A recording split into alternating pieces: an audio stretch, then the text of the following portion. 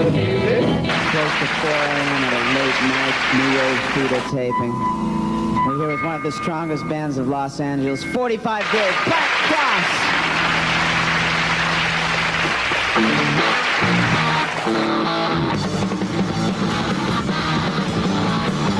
Oh my God, my God, that you out there and die! Let me say what you want when you're under that sky!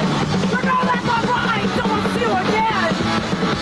Don't let the right turn any red! Don't let the right don't see you again! Don't let the right turn any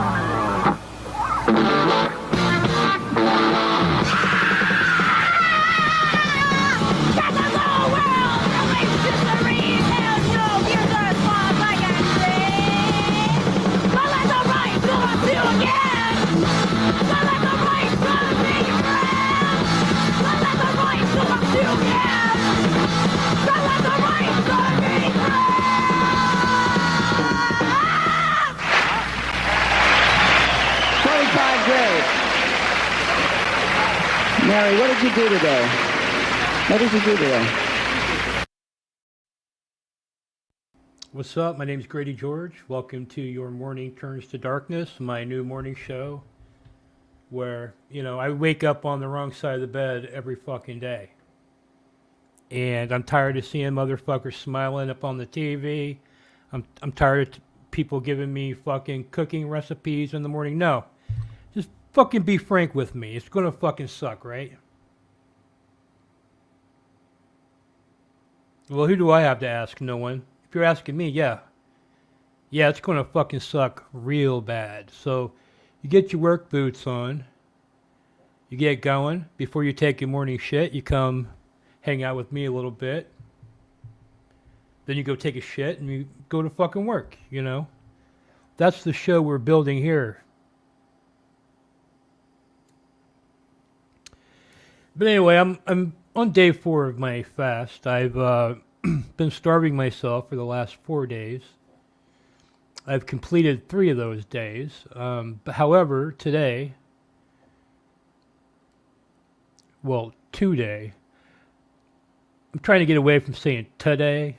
Today. I always say today. But anyway, today I went to McDonald's and I got a McDonald's coffee. which is not on my fast at all, but it is a liquid, and it's black. I didn't add anything to it.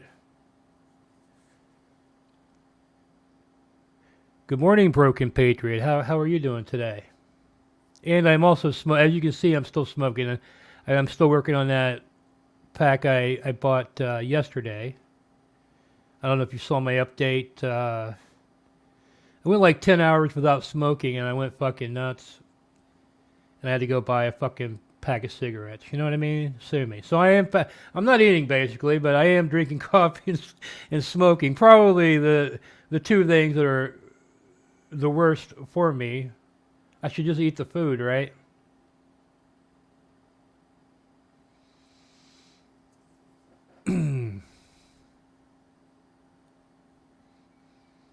Oh, you got a new studio. That's interesting. I'm actually putting like a stand-up area in my studio because I'm tired of like sitting at the desk. So I'd like to go work on a stand-up area. And then I'm gonna have my my desk here, and for some reason my shit's not even set up right. Hold on. I just noticed that.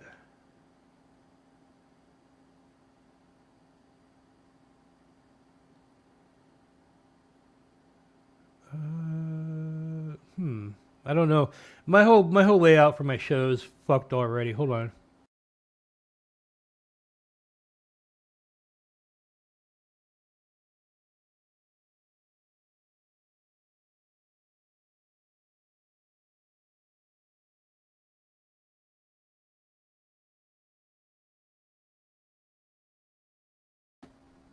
Ah, fuck it.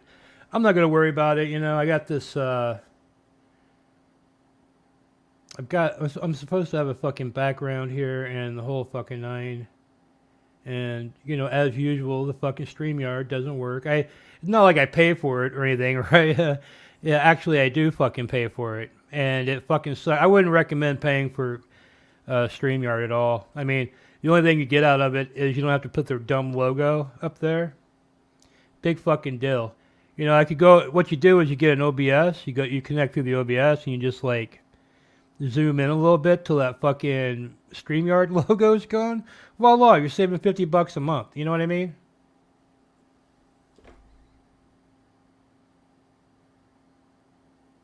Yeah, I want to get a laptop. I don't currently have a laptop that I want to use for streaming.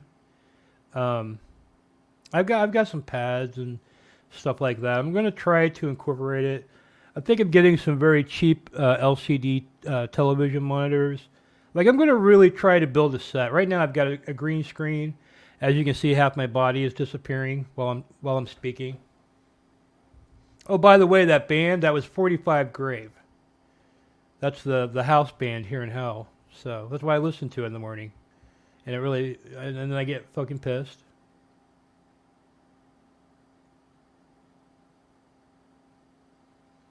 Oh yeah, it does let you go 1080p, which I think I should be going 1080p. I don't know. But Restream sounds pretty interesting to me. I haven't really checked them out yet, but it sounds like it's a better deal. You can do more stuff. I mean, from what I'm understanding, StreamYard setup, they're trying to set their shit up more for like corporate or like churches and shit like that do mass events with streaming video and shit. I mean, I don't really know. This Restream supposedly is more for live streamers, you know. So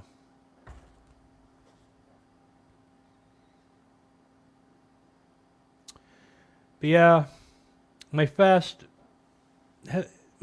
really sucks, man. I mean, yesterday I was very depressed, and today I had such a fucking bad headache I had to go get caffeine. So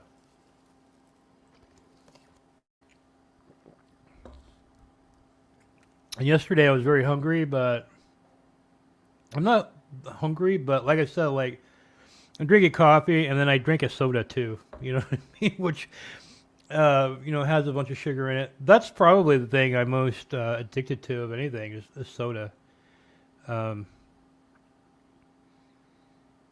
Like, I don't ever want to drink it again. Like, I want to stop drinking it for the rest of my life. I just want to drink, like, water.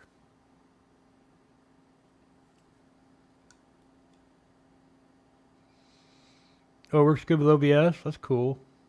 Um, yeah, I might look into that because I think it's cheaper. I mean, right now I'm paying that $50 a month plan or whatever.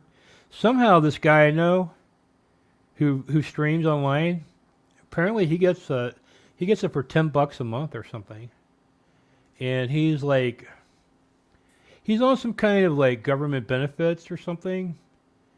But I mean, I guess you just have to tell StreamYard your financial situation. I mean, honestly, my financial situation, I might qualify for $10 a month. I have no idea. I mean, I have the cash to pay $50 a month, but you know, it would help me out if I could only pay $10 a month, you know, for sure.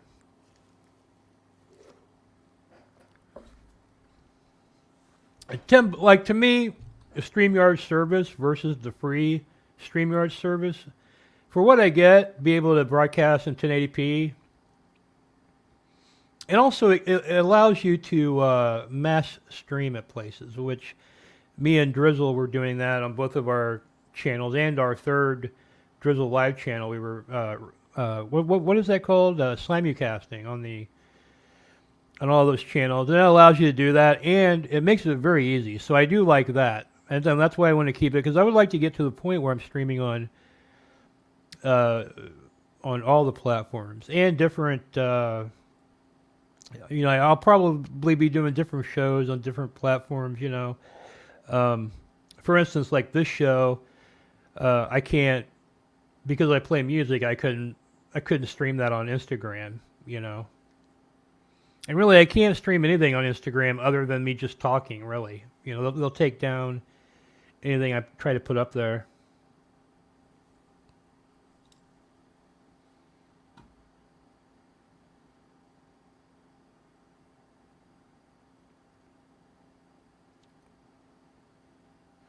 Okay, cool. Yeah, I'll check that out.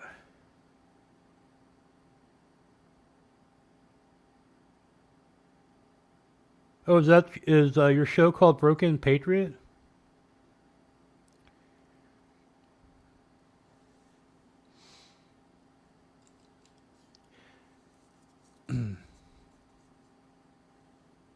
Yeah, I'm gonna light up a smoke. Why not? I'm already in hell, right? By the way, if you're just getting up, it's 7:36 a.m. on the East Coast. So you got something to fucking do, right? You got people with their hands out. Not me. I'm just sitting here in fucking hell. And that's the beauty of being in hell. You know what I mean? There's actually benefits of being in hell because nobody got their hand in your pocket or want anything from you. They just want to fucking make you pay for eternity.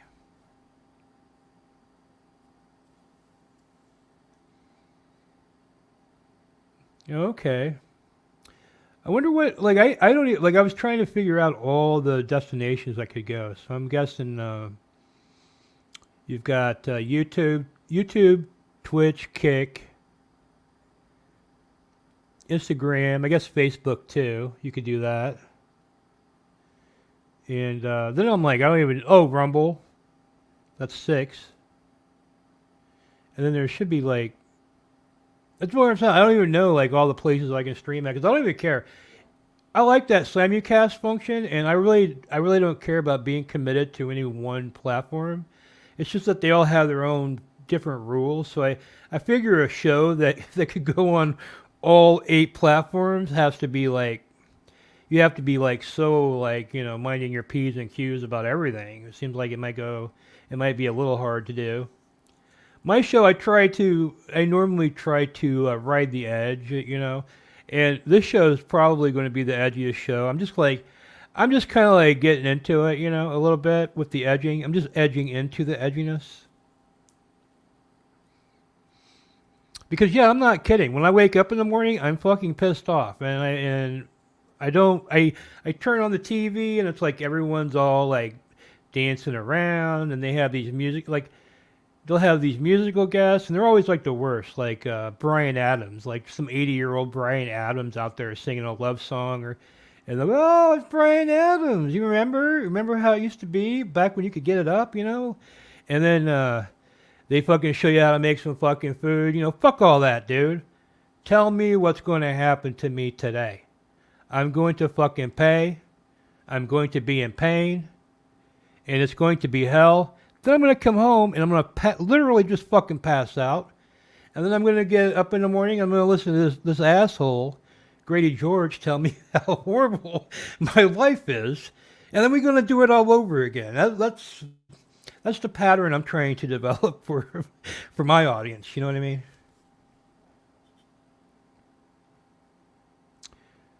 Okay, yes, Odyssey. I haven't checked them out yet, but I will. I can't get any subscriptions on Rumble. Like I put all my stuff up there and it gets some views, but nobody subscribes, and I need 5 subscribers to actually live stream on Rumble, which I think is weird because they're so loosey-goosey with what you can do over there, but they require the 5 streamers, which is more than 5 subscribers, which is more than some places, But, I've been obsessed with this news story recently. It happened here in, hold on. See, and that's the other thing. I'm still getting used to this. I'm an OBS guy, I went to the StreamYard because it was hard for me to figure out how to take calls from people on OBS. And I know they have that plug-in that you can use, but it was very buggy. I was having a lot of hard times with it. So I wanted to take calls.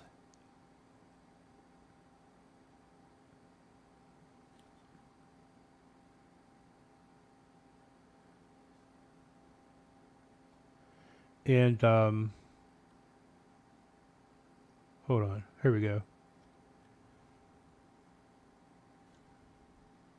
I don't know how much of this I can show. I'm gonna like commentate on it. So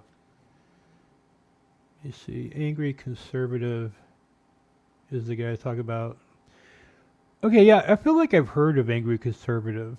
Are you all conservatives, or are you those faux conservatives where you make fun of the I don't know. It's hard for me to tell, and I really don't care. I'm neither side, so I'm cool with everybody. I don't, I'm not a racist and I'm not a homophobe, which a lot of conservatives aren't either. I mean, they act like if you are conservative, you're automatically that. It's not that.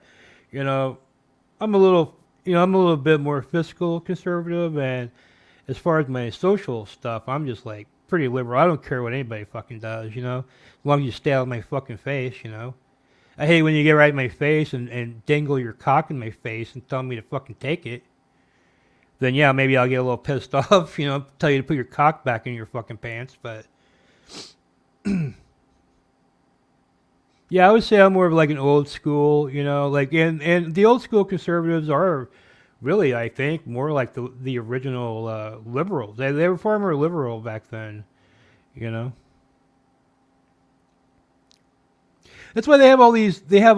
Liberal just means you're college educated, which, I mean, there's a vast majority of Democrats who live on the system and they don't have college educations and they call themselves a liberal. So I don't really, I don't really understand the terminology nowadays. Like to me. I went to this. My wife is an artist, and we get invited to these art shows, and that Latinx movement was really like on her hard, like wanting her to do Latinx art and stuff like that, and she's not against it or for it. Like she doesn't really. I mean, she doesn't care if people use the O or the A in Spanish and stuff like that, but so she doesn't really get into that. But anyway, I ran into these people who identified as anarchists, which I've always considered myself a bit of an anarchist because I don't give a fuck. You know what I mean? I really feel like there should be like very little government, and but I'm not somebody that thinks there should be no government, which is what an anarchist is. I think there should be like a very basic thing. You know, I don't mind a social net per se, but probably if we were starting out from the beginning, I would say no. But we've all been paying into that for generations now, and I feel like just getting rid of it is just a way for the rich people to fucking scapegoat their obligations to people. So, um,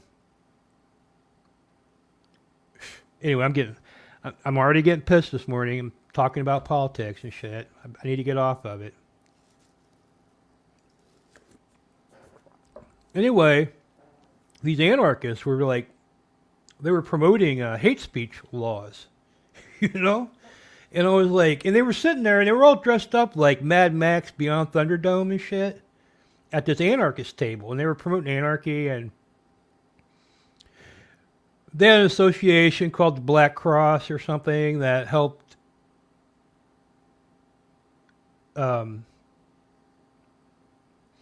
prisoners or something like that, which I thought was interesting. Because I do think, first of all, I think a lot of people in prison are there for like offenses that where they didn't really commit a crime against anyone. You know what I mean? Like they got picked up drunk driving. They just got pulled over. They never even hit the fucking curb, or you know, or they got caught selling drugs because they're fucking poor. But to me, that's more of your entrepreneurial type of criminal, where they see like a supply and demand issue. You know, these are the type of criminals that we don't want to have in too long, but they're the ones that go in for way too long, way longer than rapists and thieves and all that fucking shit, you know?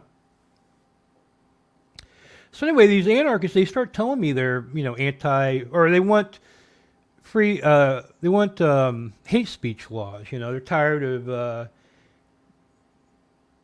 what do they call that? Mini regressions, or I don't know. They say like basically like yeah, the hardcore shit, you know, they don't allow, but the networks and the television and society as a whole, they allow these like mini aggressions to take place all the time. They want it to fucking stop, and they want laws in place to prevent it from happening. And I'm thinking, how is this anarchy? To me, anarchists want less laws, right? Am I wrong? Am I wrong? And then then you got the whole thing about, you know, the Germans in World War II were socialists, not conservatives, or even they say they're nationalists, but you know, I don't, you know, they definitely were socialists. So I don't, and really had a lot of the same ideas. And I don't even want to say the left. I'm talking about the really far left have, you know. I mean, and they're the ones screaming that the other side is the Nazis, you know, so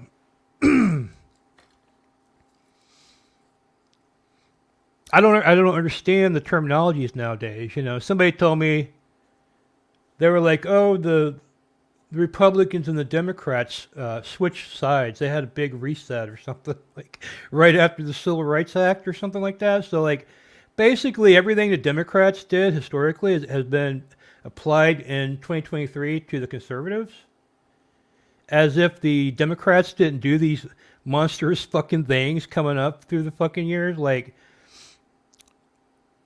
when you point this out, it's easy to fucking prove, you know. They go, oh no, there's a reset. And I was like, so you're saying the Republicans, at this point, they decided that it would be best to take on all this fucking horrible history and they're going to trade you for like, being the president that freed the slaves and all that fucking shit. They're going to trade you all that for all this fucking shit you've done to black people historically for generations before they became your go-to little swing vote thing. Just like the Republicans have the religious people and stuff like that. The Republicans don't care about the religious people either, you know.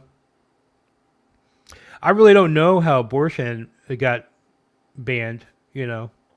Because I always said that even if they have the opportunity, they wouldn't do it, you know?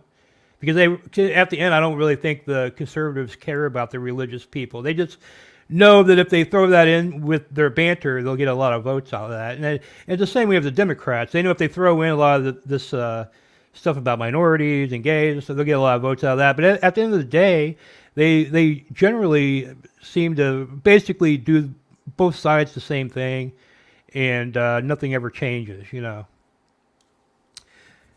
I would like to see some real change. I would like to see some real progress. I feel like we're regressing as a society.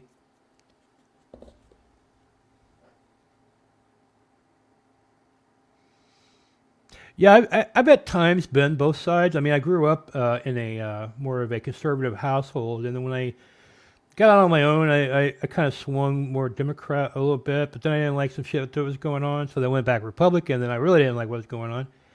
And then the guy that they were running as the Democrat and the Republican, I was like, I can't get behind either one of these people, and I voted a third party that year, you know. I've never actually voted for the winning president except for one time, and that was really a vote because like all my votes, I have it's like the worst. I mean, the less of the worst or whatever. You know, when you happen to win, so you know.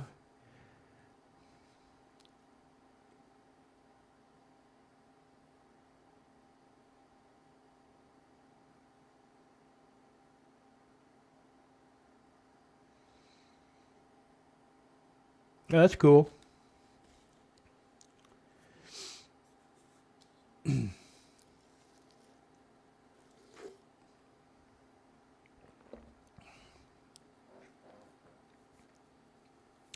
I can't really be a libertarian either, you know. I tried to be a libertarian for a while. I mean, I'm nothing. I'm actually nothing. I'm a piece of shit, like literally in every fucking way. I have opinions, but they're not really that strong. I can be swayed, you know, but it takes you making some kind of point for me to. I'm not just going to go your way because I want you to be friends with me or whatever like that, you know. So that's why I tend to not talk about that kind of stuff anyway. Because at the end of the day, I really don't care. I really don't think anyone talking about it has any way of changing it. I don't think talking about it will change anything, you know. There's actual actions people need to take as a group. And what I'm talking about is in voting and stuff like that. I mean, we still have some rights in this country. I mean, I don't even know if we even have the right to even like have rights anymore. Because there's some shit that's been put into place that like, yeah, we still have all these rights and shit, but there's other things that supersede our rights, which seem to be in conflict with our rights, you know. And that's been building up over the last 10, 15 years. They've been making all these like treaties with other countries where, you know, the judges rule based on these treaties, not what our laws as our country say. So, we have a Congress that sets laws, but then the judges will go against our law in favor of these international treaties, what they say.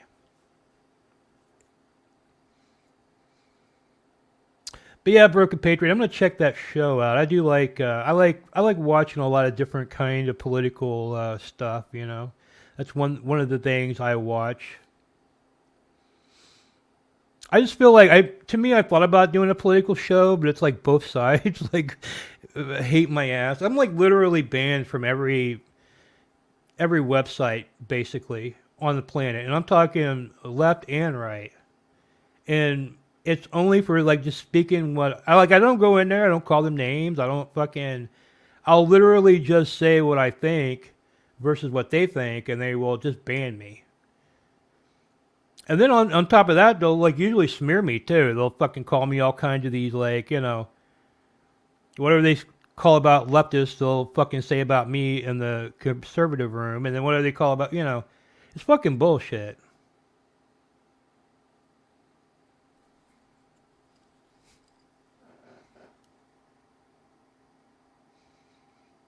Oh man, you know what? You're kind of fucking with me there for a second because you're talking about your show, right? Yeah. I took a gummy. You know, I wanted to talk about that a little bit. I took a gummy before I went on. Let me see. Called High on Nature. Look at that. Knockout sour belts. This is the Magic Rainbow one. And what I like to do is I have a lot of anxiety, so I don't know. I go down to this CBD shop here. They've got these knockout belts, and they will knock your ass out. But what I do is I take like a half of one or a quarter of a one, and I get a pretty nice feeling. But anyway, when I saw that and it's starting to kick in, I thought you were telling me it's Sunday at 1:30 p.m. Arizona time, and I was just like, it blew my fucking mind for a second. So that's where I'm at on my gummy trip right now. But yeah, so I figured like if I did a political show, like maybe like the entirety of the audience would hate my guts, and it would be popular that way, because it would just be like it would be like hundreds of people like attacking me, like which I think would be off the hook if I could, if I could keep it contained to the chat room and they weren't like sending me, SWAT teams and shit like that. But I don't know. It's just impossible for me to even talk about that kind of shit. I mean, I like to. I'm pretty out there too. Like as far as being progressive. I feel like I don't mind progress, but it's like the progress they talk about to me is regress. Like going around and canceling people and shit. I mean, to me that's just like mob mentality type stuff they used to do back in the old days. Well, they do it now too, but it's like digital mobs. And I think digital mobs are just as uncool as the villager mobs, that would come. And I think after much reflection of this time period in the future, I think people will be ashamed of their behavior during this time, especially if we have any kind of freedom left, because all you're doing is working to strip every right you have, thinking that you're going to force everybody to be like you, but actually you're going to be forced to be like something that I can't even imagine. It's going to be like a robot with flesh. And, if you have any kind of emotions or your own thought or anything, you could possibly even be incarcerated, because there's people out there that want thought laws and stuff like that. So, and we're getting into a realm I was reading about some Japanese researchers can actually read your fucking thoughts, And it's not, they've been able to read your thoughts for a while because when people think in their head, first of all, you don't think in English, right? Like just when you decide you're going to run or something like that, you don't think, oh, I'm going to run, move my feet. No, you just, your thoughts and your speech are two different things. So basically your speech is just you making noises to try to communicate your thought, right? I think this gummy's really kicking in right now, What I'm talking about here is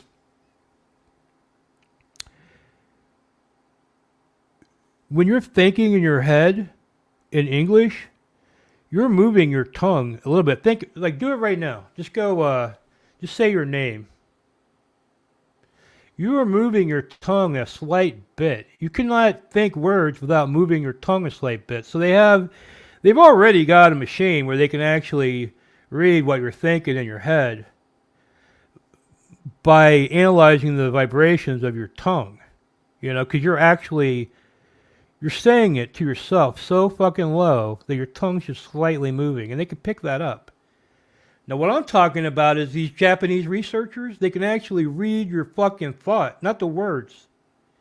They could take your fucking thought and put it into fucking words and tell everything that you're thinking, which is a lot of information, because when you're thinking, like let's say you're presented with a problem, right when you find out you have a problem, there's also a bunch of bubbles of solutions that instantly come into your mind, and then you instantly analyze which way you're going to fucking go, and you take that bubble and you fucking go. They fucking are going to know all of this, everything from, if they scan your brain, they're going to know all of that, all of your the ways you think. What was your possible ways? What were all the options that came to you? Things like that.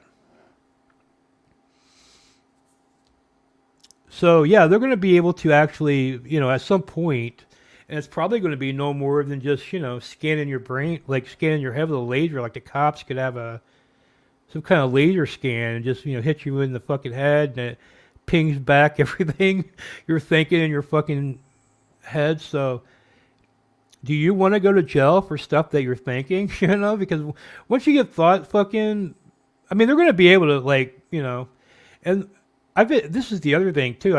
I've been locked out on my PayPal,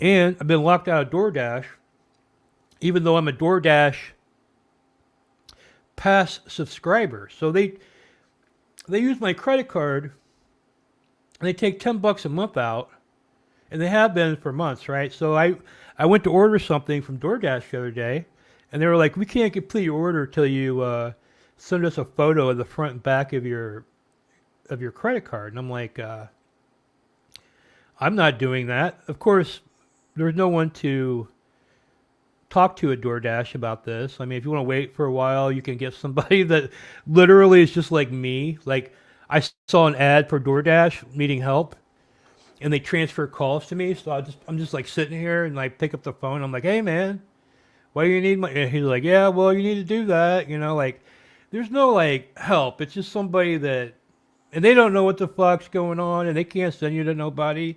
They don't know anybody at DoorDash either. They're just some fucking help guy they fucking hired to appease you. So I had to cancel my fucking DoorDash, and I ain't fucking joining again, because I'm not giving them my fucking credit card front and back. Fuck that. And then, so what happened was I bought something that cost $1,000 on PayPal with my PayPal. So they paid it, right? And then they wrote me, and they said, "Oh, you had suspicious activity on your account." Now I don't know why buying something, especially with the amount things cost nowadays. I mean, the value mills. I mean, I saw at McDonald's for like fucking $11 for shitty ass fucking McDonald's value mills. So I don't even know why $1,000 thing would be suspicious, but I go, "Yeah, it's suspicious activity. We need to, confirm." So they want my account name and my login password to my bank account, dude. Just like a phishing scam would do, right? And then they want me to scan and send them my last bank statement. And then they want me to scan the front and back of my driver's license, and they want me to send that to PayPal. Or they will not unfreeze my PayPal account. And I'm like, what the fuck? So I called them up, and they agreed that they would unfreeze my account if I sent them the front and back of my driver's license, which I've actually had to do that because I do some investments and shit like that, and they make you do that on that. But I don't know, for fucking PayPal, and I've been with PayPal for like 18 years, and I only use it to buy stuff. It's not like I'm one of these people that make money from PayPal selling shit, and they want to confirm that I'm not a scam artist or something. I'm just buying stuff, having it sent to my fucking house. The same address I've been using for fucking 18 years, man.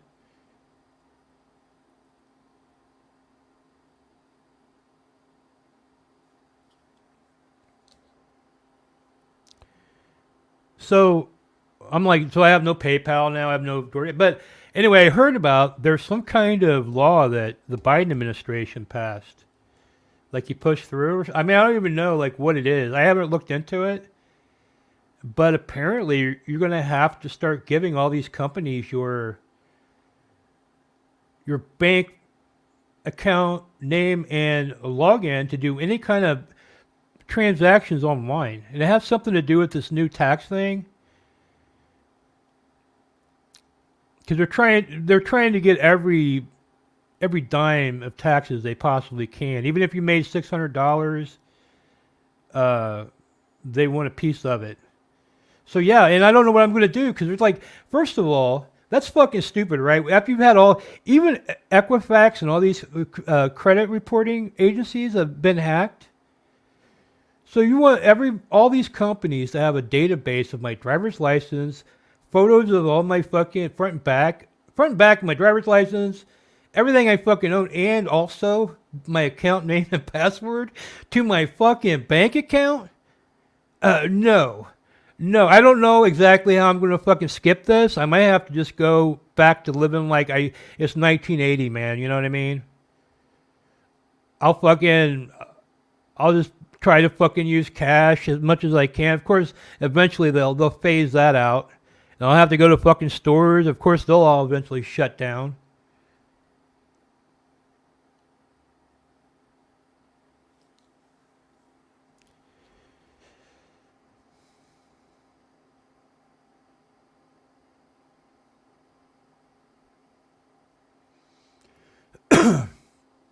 What do you mean that's not the same address?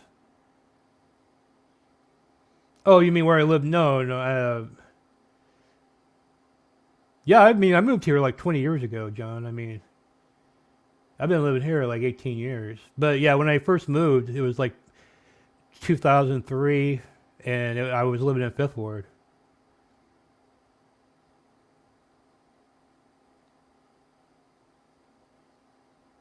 Oh my God! You know, I just got an offer for buy one get one free at Subway. So you're talking, that's going to be a $16. Oh wow, wow, great deal. And by the way, I think allegedly, I think they still put the yoga mat ingredient in the fucking bread. They just waited it out.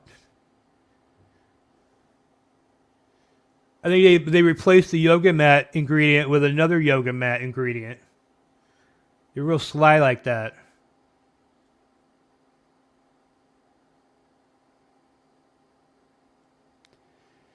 Yeah, I have a friend that lives in Galveston, and I've been down there a few times. Yeah, I've been down there. The thing about it, when I first came to Houston, I went to the beach in Galveston, and it looked like an ashtray. One of those ashtrays that they would have outside the businesses full of sand. There were cigarette butts, broken glass bottles, rubbers, needles everywhere. That reminds me of one of my, and this is great for this fucking show, right? But that reminds me, when I was like 12, I went to Panama City, Florida to visit some relatives, and this was at the height of the AIDS. Look, the AIDS had just come out, and everyone was scared of fucking AIDS and shit. So it's like me and my two cousins, and our parents and everything, and maybe my grandparents or something. We go to the beach, and so us kids, we go over by ourselves, and we're like digging around in the sand, like trying to make sand castles out of the fucking out of the fucking sand. And my cousin, who was like a 6-year-old little girl, she's like over there, like she sticks her hands like way down in the fucking sand, and she starts screaming, and she pulls her fucking hand up, and there's a fucking hypodermic needle like stuck into her fucking hand, and everybody starts freaking out, man. They fucking took her to fucking the hospital, and I mean, it was a major fucking incident. I think it even might have made the fucking newspaper because it was like satanic panic, except for it was AIDS panic back then. And I remember like everybody was like having a vigil, hoping that this girl doesn't get AIDS off this fucking off this needle and shit. I mean, it's funny now, but it was pretty horrifying, and I wouldn't want it to happen to me.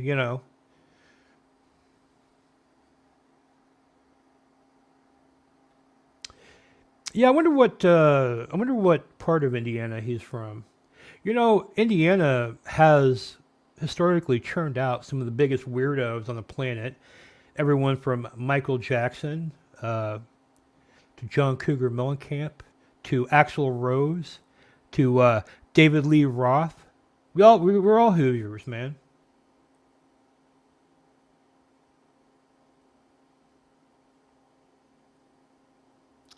I don't. I mean, I feel like America was already destroyed. Like I feel like we're on a path where even if somebody came in and did the right things, it's impossible to save it. You know, I think we've we've crossed some kind of threshold. I mean, we could either have a very like soft, long landing, or we can just go ahead and crash and burn and get back on our feet as fast as possible. And I think Iceland did that a few years ago, and they're fucking going gangbusters now. You know what I mean? So you can either like take care of the problem, or you can keep kicking the can down the road, and it's just sort of a more miserable, longer, decline. But obviously, I think I don't think the world is ready for world government, but there's some type of world government that they're trying to bring on as far as progress, and I guess I wouldn't mind totally if we became North America, and included Mexico and Canada.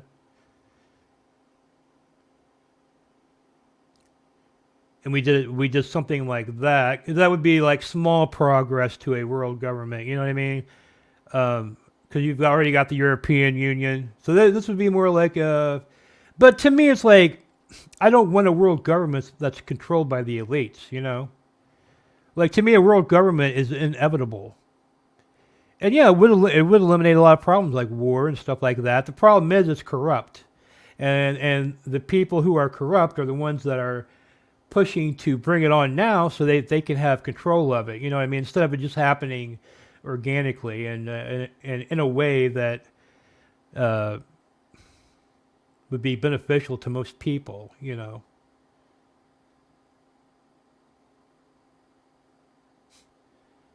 Man, I mean, I grew up, I didn't like Larry Bird, you know what I mean? And when I went to college, Larry Bird owned a sports bar and grill in the town, and nobody went to it. It was called the Larry Bird Nest, or something like that. I forget. It was called like the Bird's Nest, Larry Bird's Sports Lounge. It was in Indiana. And so me and my friend used to go down there, and it's not there anymore. They closed it down finally, but it had already been there like 30 years or something when I was in college. So I went there. I learned that the owner was like Larry Bird's best friend in college or something, and they started that in college, in college, knowing Larry was going to be fucking really rich. And it had shag carpeting. Like it's all 1970s, man. Shag carpet on the fucking walls. Really old TV sets all around, The stench of cigarette smoke from yesteryear, just permeates the fucking air. And it had a light up disco floor. And we went in there one night and we got the guy to light it up because he said he hadn't fired it up in like 10 years, right? So we went in there, we lit it up, and we were like fucking getting down with me and my friend and Larry Bird's best friend and his wife. Getting down on this fucking floor. But anyway, from what he told me, from what I understand, like, I think Larry Bird, like after he became like a NBA legend, he just like forgot about the place. I think he still technically owned half of it, but he didn't even talk to the guy anymore for like 20 fucking years and never even fucking been there or anything. So, I think the guy. Oh, but what happened was Larry had bought an ostrich farm too. For some reason, he was obsessed with ostriches, and he bought an ostrich farm. And so there was this place where you could there was like this road you could drive down out in the middle of nowhere. And if you drove down the road, and it would go on for like miles, these fucking ostriches would come fucking running over this fucking hill, and they would chase your fucking car. Like they're going to fucking get your ass right down the fucking road. And you could get out and like start fucking with the ostriches, and they would be going fucking nuts trying to kill you and shit. Which, just seeing one ostrich is cool, but having like 200 ostriches at a fence, like dogs trying to break through to fucking kill your ass, is like, because dude, they would fuck you up. I mean, they really would fuck you up. They've got like literally like butcher knives sticking out of their fucking feet for fucking claws and shit, So anyway, what Larry Bird was doing was he was raising this farm for meat, and he was selling exotic ostrich meat and eggs and stuff all around the country, and he was serving it in this Larry Bird's sports bar. So I go there one morning and I get the ostrich egg platter or something like that, and I mean a fucking egg. It was just like the size of the fucking table, with a yolk like you wouldn't fucking believe hanging off this fucking thing. And like it had like bacon, but it was like ostrich. It was made out of ostrich meat and some hash browns and stuff. So, dude, I plopped into this fucking ostrich egg yolk, and it was just like a waterfall of yolk. Now, if you yolk is like the best part, really. So, I mean, but this yolk, it was like too much yolk.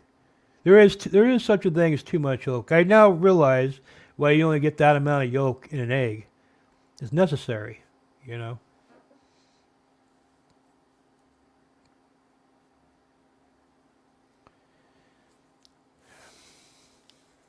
But yeah, I'm still on my fast, and I'm gonna do my fast update here pretty soon. I'm probably only gonna go for an hour or so, unless somebody calls in.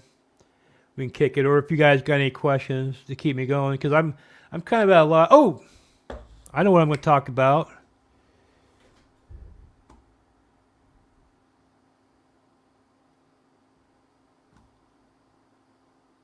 When he was 17. Today, Rudy telling investigators that he was home with his...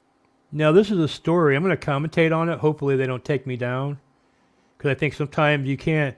When you're doing the live news on the live streaming, it doesn't like it, even if you're using it as commentary. So, but basically, this kid here in Houston, he was reported missing by his mother like 8 years ago, and he suddenly popped up at the police station, and he has some kind of story he's telling them.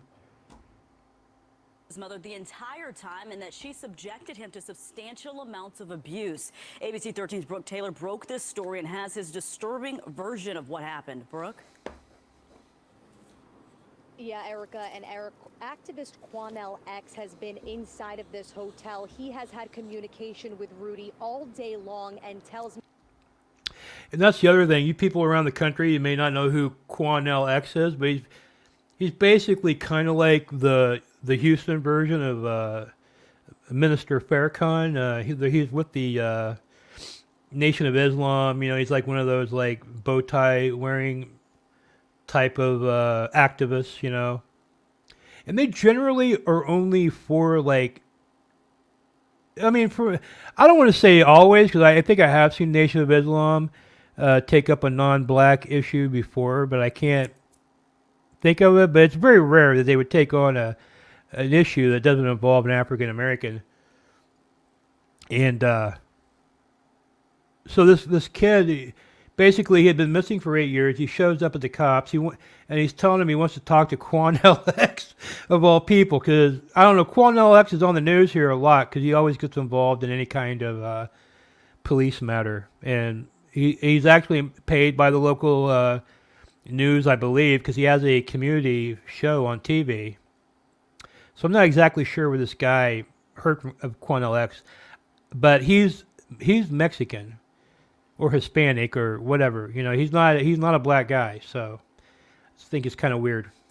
For the last 8 years, Rudy told him he has been sexually abused and heavily drugged by his own mother. Now, Quanell X, Rudy, and his mother were inside of this hotel where we're at in Humble for hours today. They have since left, but Quanell says he was called here by the family. That's how he got involved. He stayed by Rudy Farias's side. He kept his head under a towel and says Quanell told us this was really one of the worst cases he has ever heard. He kept getting emotional with us and telling us he kept having to walk out of the room because he didn't want Rudy to see him crying. Now, Quanell tells us that Rudy told him back in 2015 he did run away. That's Quanell X right there. That's the back of Quanell X's head. He heard this guy's story, and he literally had to leave the room because he didn't want the child to see him sobbing at his story. Away, but he returned 2 days later and told Quanell that his mom threatened him that he would get in trouble if he ever said anything. Police, she would tell him, would not be happy about this, so he was afraid about what the police would say. For the last 8 years, Quanell says Rudy told him he was not allowed to leave that house until recently, and his mom would sexually abuse him. Then just recently, he was allowed to leave the house. He would go to work with his mom. Quanell told us she worked a security job, he says, and he'd also be allowed to talk to neighbors. We spoke to some of those neighbors yesterday, and Quanell says the only reason why he was allowed to do that was the mom figured enough time had passed that no one would know who he was and that he was a missing person. And I did ask, why did Rudy just not leave the house? He's 25 years old, and Quanell X told me that Rudy told him the reasoning for this is because his mother would give him a lot of drugs, and again, he was just afraid to go to the police. A few weeks ago, though, So basically, when this guy was like underage, he got reported missing. No one ever found him. And by the way, I don't even think they even kept the file. Like, I don't even think they have the file anymore. They found a report that he had been reported missing, but there was like never any kind of like real investigation looking for this guy. No one ever followed up again, so they just kind of like let it go. So basically, he's 25 now, so I think and he's been held captive for 8 years supposedly. So he would have been 17, I guess, when he was reported missing.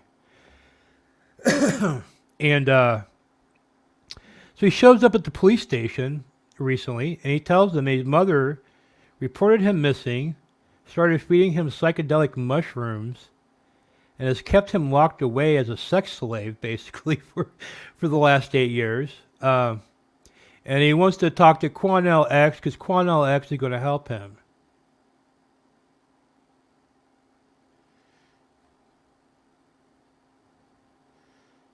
Yeah, yes, I'm not joking, man. He really had a bird farm. But anyway, told Quanell X that he had enough of this. He wanted his mom to respect his boundaries, so he told him he took her credit card and ran off before police found him at a church in Magnolia Park on Thursday.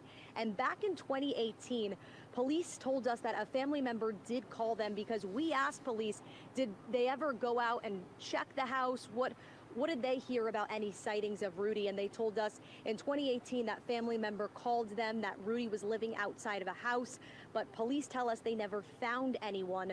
Now, Quanell says that Rudy told him his mother made him hide inside anytime investigators would go there. He told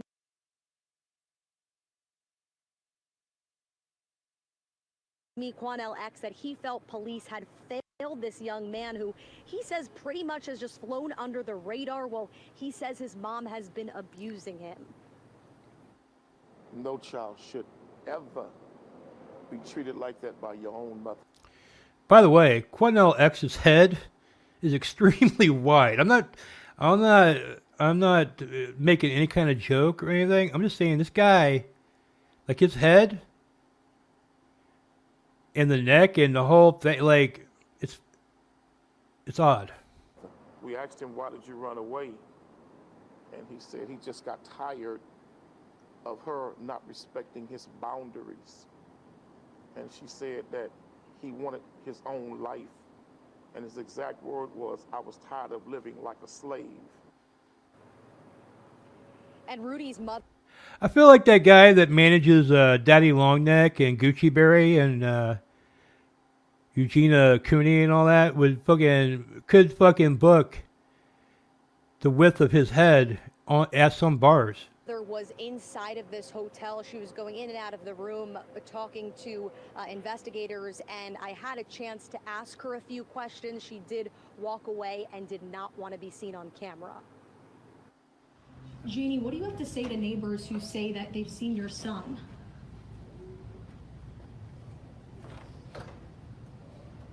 That'd be embarrassing, man. You know, if your kid was saying you held him captive as a sex slave for 8 years, and then you have to go visit him at the hospital.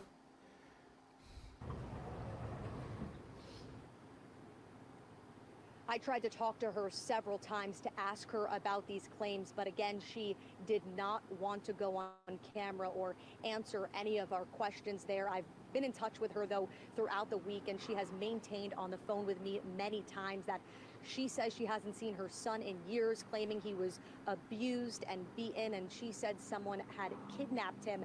As for whether she faces any charges, we're still waiting on that from HPD. They did put out a tweet saying that detectives are not at a position at this time to discuss any specifics from that interview, and they can't say right now whether that interview that we heard from Quanell X, everything we've heard is entirely true or not. They did say detectives are going to be available tomorrow. We know But people have. I mean, I think the kid got released by the police. I don't even know why the police had him. He just showed up there and said he was the missing kid. And I guess I don't know why. I think the mom just said, "Oh, he came back the next day, and I never called and told you guys, And they were like, "Oh, okay." He's 25 years old. He can leave anytime he wants, But he keeps saying his mother is holding him captive, feeding him a diet of psychedelic mushrooms. Now, I feel like this guy might just be mentally ill, because why would if there was any proof of this, why wouldn't the police arrest the lady? And that's what Quanell X is saying. Quanell X is out there hooting and hollering,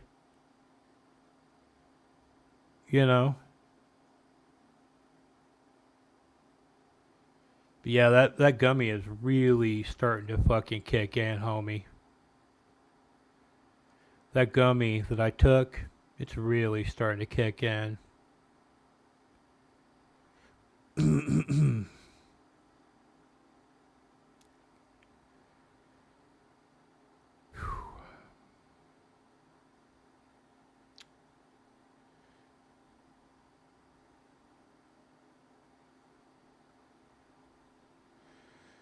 Dang it.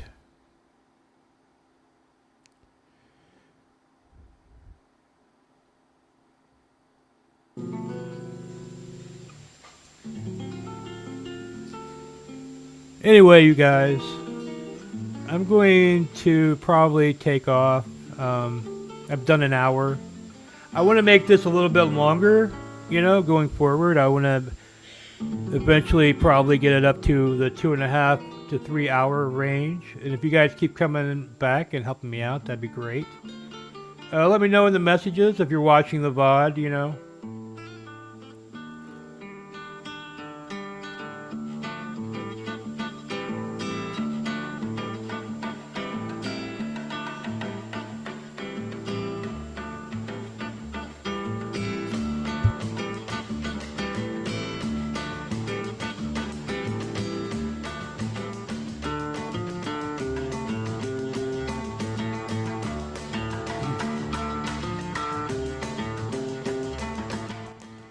If you're still watching, I'll probably be back after this song. I just gotta take a break for a second, but I just wanted to weed out the people that would just take off on me like that. We know who you are.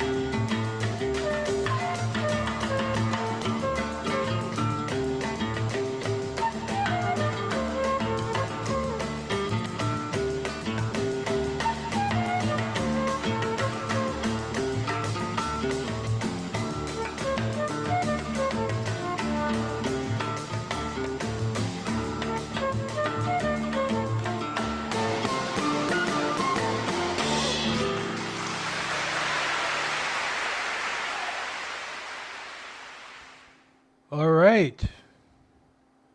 We are back. You might be asking yourself, what's so dark about that, Grady George?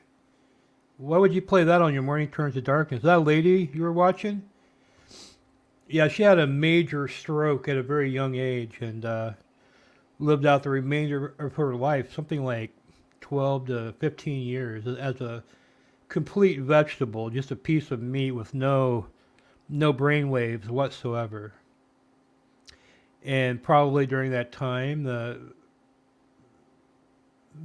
pain function of her brain probably worked, was the only thing that was working. So she felt that pain for years and years. It couldn't even analyze it,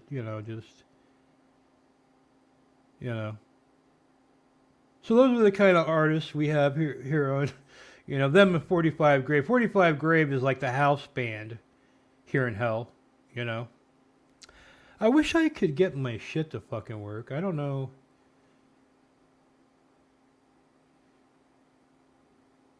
Because see, when I do this, you can see it, right? Maybe I'll go forward like that. I don't know. Like, I was going to leave, but then I thought, you know what? I would like to keep going. I'm just going to try, because I need to do that. There's a part of live streaming that you just have to be ready to fucking go, right? And I'm very rusty. I used to be very good at that kind of shit, but I'm very rusty right now. So the only way I'm going to get better at it is if I just, go for it. Oh, by the way, I like my choices here that YouTube is recommending. We got Alexandra Mayer up there, which is one of my favorite streamers. And then, as far as their content goes, they don't like me, and I have no opinion on them really. Because I don't know them at all. I'm not a weirdo that just makes blanket assertions about people without knowing who they are. But to each their own. And then it's the Microphones, which is a old '90s band. I don't even know. Oh, that's that lady again. She's doing some. That might be interesting. I haven't seen that one. That's from 1971. I really love this lady. I mean, I don't know. I just recently got turned on to her music. Depuis plusieurs jours, les musiciens ont à peine le temps de déjeuner entre deux répétitions.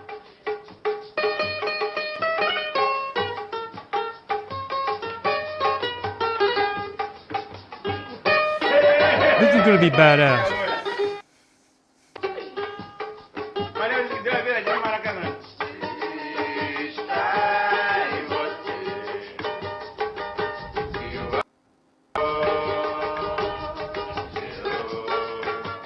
Au festival, Martino Davila sera un des représentants de la samba traditionnelle.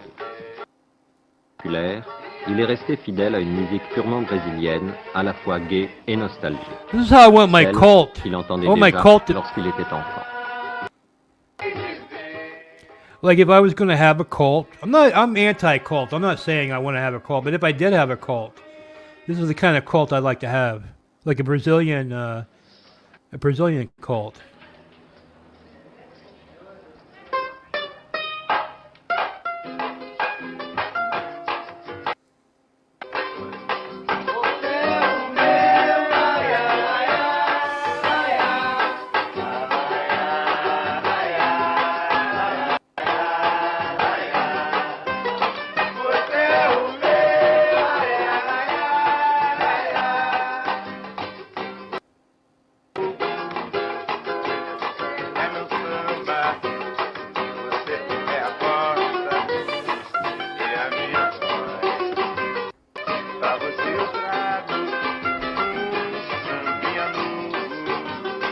Okay, that's too nice. We need pain. We need pain in the morning.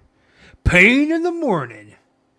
Right here on Your Morning Turns to Darkness. Man. So yeah, I was going to take off, but I decided just to keep going because why not? A lot of these morning shows, well, not shows. What I'm talking about is these streaming shows, right? A lot of times they'll just be sitting there like staring, and they'll have like 100 people in the fucking room, and they don't give a fuck. They don't know what the fuck's going on. But when I get like that, it's time for me to leave. You know what I mean?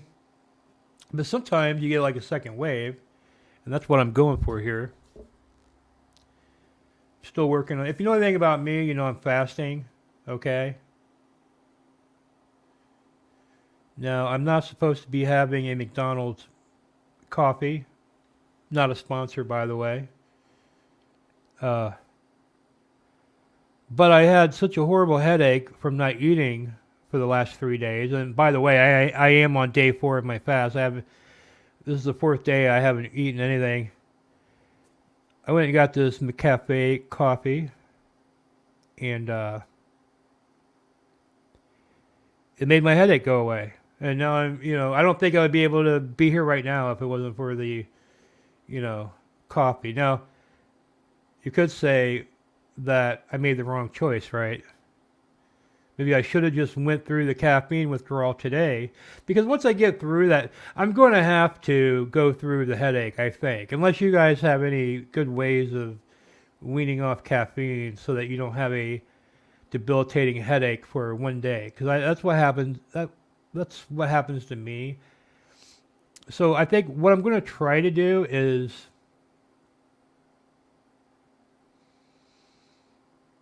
I don't know. When I get the headache, I think I'm just going to stay in bed. I probably won't do anything on YouTube that day, and I'll just fucking take these knockout strips that I fucking got and just go back to fucking sleep until my fucking headache away. I don't know. And technically, yeah, I shouldn't be eating a gummy either, but I see that as in lieu of smoking CBD stuff. And yeah, I do use the legal stuff in my state, I do enjoy it, and by the way, I do have a partnership with this company. It's called High on Nature, and I actually sought out a partnership with them, and they are teaming up with me, and I'm going to have some kind of links for you. I mean, I guess not a partnership, but like an affiliate or something like that. You know what I mean? Like, but yeah. And the reason I sought them out to do this is because I actually use this product, and I think it's the baddest ass product. It's made here in my state of Texas, and I see them in all the stores around here. They're very expensive. They're about $90 for a bag. You can get them online for $60, and you might even be able to get a better deal once you are able to go through me. But if you want to check them out, it's High on Nature, H-I, like that, onnature.com. You can check out their stuff. Very, very high quality. The very best of anything I've ever had. I've been ripped off on the market a lot, because none of that stuff is, FDA approved or any of that shit. So none of it is tested. I saw like a video, like a news story about how they went to Walmart and they got all the Walmart brands of vitamins. I forget what they're called. They have their own brand of vitamin, right? And they tested them. And none of those vitamins had any vitamin in it whatsoever. It was literally just chalk. You were ingesting a piece of chalk every day, And, there's nothing you can do to Walmart either, because there's no law stating that this thing's been, looked at. You know what I mean? So you have to trust products like that. You have to trust that it has what it has in it. And I have bought gummies that didn't work at all, and I'm quite sure if I did have them lab tested, it probably had nothing in it whatsoever. And I paid $60-$70 for 30 gummies in a bowl, that did nothing. And there's no really, even if I went and filed some kind of complaint, it doesn't matter, because as a consumer, I already have been told that this stuff hasn't been looked at, so nobody gives a fuck. I'm just a dumbass. I got took. And honestly, those kind of products are where the scam artists, go to. So a lot of those products, and whether it's vitamins or the CBD stuff or anything, a lot of it's fucking fake, dude. Straight up. It's just some people put some gummies that cost them 20 cents in a jar, and they're selling them for $70. And once you find out that they don't work, you're not coming back, but they've already sold these to all the stores in one big bulk shipment. They made their money, and then now they're going to make another company and do the exact same thing. That's the game that's being played. But with High on Nature, not only does the fucking shit work, I mean, I would say it's better than any D9 of any strength gummy I've ever tried, Especially if you've got any kind of chronic body pain, which I do not. It's not why I take it. But what I use it for is my anxiety. I take about a quarter of these. But if you've got like some major back pain or something like that, body pain, you get these knockout belts, man. Look at that. 5,000 milligrams for the whole fucking thing. Basically, it's 500 milligrams a strip, and you're like, a milligram of what? Well, it's got THCP, it's got HCH, it's got the D8, it's got D10, it's got like those 4 ingredients in there. And they work, and they're very high quality. The gummies themselves, they have great flavor. They've got all kinds of flavor.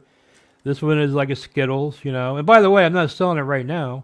You don't see my affiliate link up anywhere. So I'm just saying, I use these. And I want you to try them. If you use these kind of products, try them out. And eventually, at some point, you can purchase through me and probably get a better deal and help support the channel. Because basically, I'm doing that to try to raise money. Because I've got some like content I actually need to buy. And when I say buying content, it's like there's some bigger interview subjects. And when I say, first of all, every interview I've done, they're equally big to me. They're all people that I'm interested in watching. I have an interest in, that I kind of came in on them way after a lot of stuff had happened in their life and shit like that. And I always had a curiosity about it. And so I would approach people about doing interviews, and those are the people that accepted. And to me, they're all big. To me, I was so excited to work with all of them. So, but what I'm saying is there's some. I mean, now I'm talking about we're getting into like the million subscriber type of fucking people. And they don't want. I mean, they don't want a lot, but I mean they're well aware. Even though I don't have. I'm not monetized. That having them on my channel does have some kind of cash value attached to it,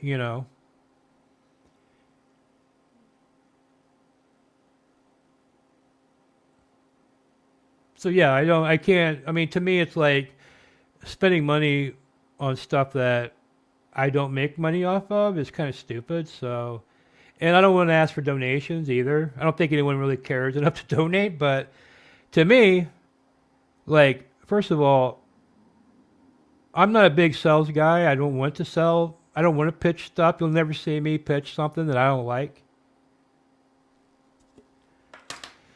Good morning. Good morning, Toxic. Glad to see you arrived. Second day in a row. Thank you very much. So far, you are number 1 on the leaderboard, right in front of John B., who took off after I fake stopped. Can you believe that? I pretended I was going to leave, and he just took off, just like that. But now Toxic AI is the number 1. The only person that I know of that's been at both. I think Discordia might have been at both. I don't know. So anyway, yeah, I was talking about these gummies. I'm affiliated with them now, but I'm just talking about them as a consumer. You don't see a link in here. I'm not selling anything. And oh, cool, Toxic. I appreciate it. And they have all these flavors like Red Lightning. This is the Skittle flavor, and it's very high quality stuff. And you can go check out their website, High on Nature, highonnature.com, and check out their stuff. And everything they got's incredible. They have a vape. I'm not big on the vapes myself. I prefer the gummies, but they do have a vape called the Titty Twister, aka the One Hit Wonder, and it is a one hit wonder. You take one hit and you're fucking fucked, man. You know. But yeah. So I took a gummy this morning, and I normally don't ever take a gummy this early in the fucking morning, right? But the reason I've been doing these shows is I've been incredibly pissed off the last couple of days. And it started when I tried to quit smoking. And I literally felt like I was going to just start punching holes in my fucking walls and shit for really like nothing. Like everything was just agitating me. And I just, I was just like, fuck it, man. I gotta go get a fucking pack of smokes.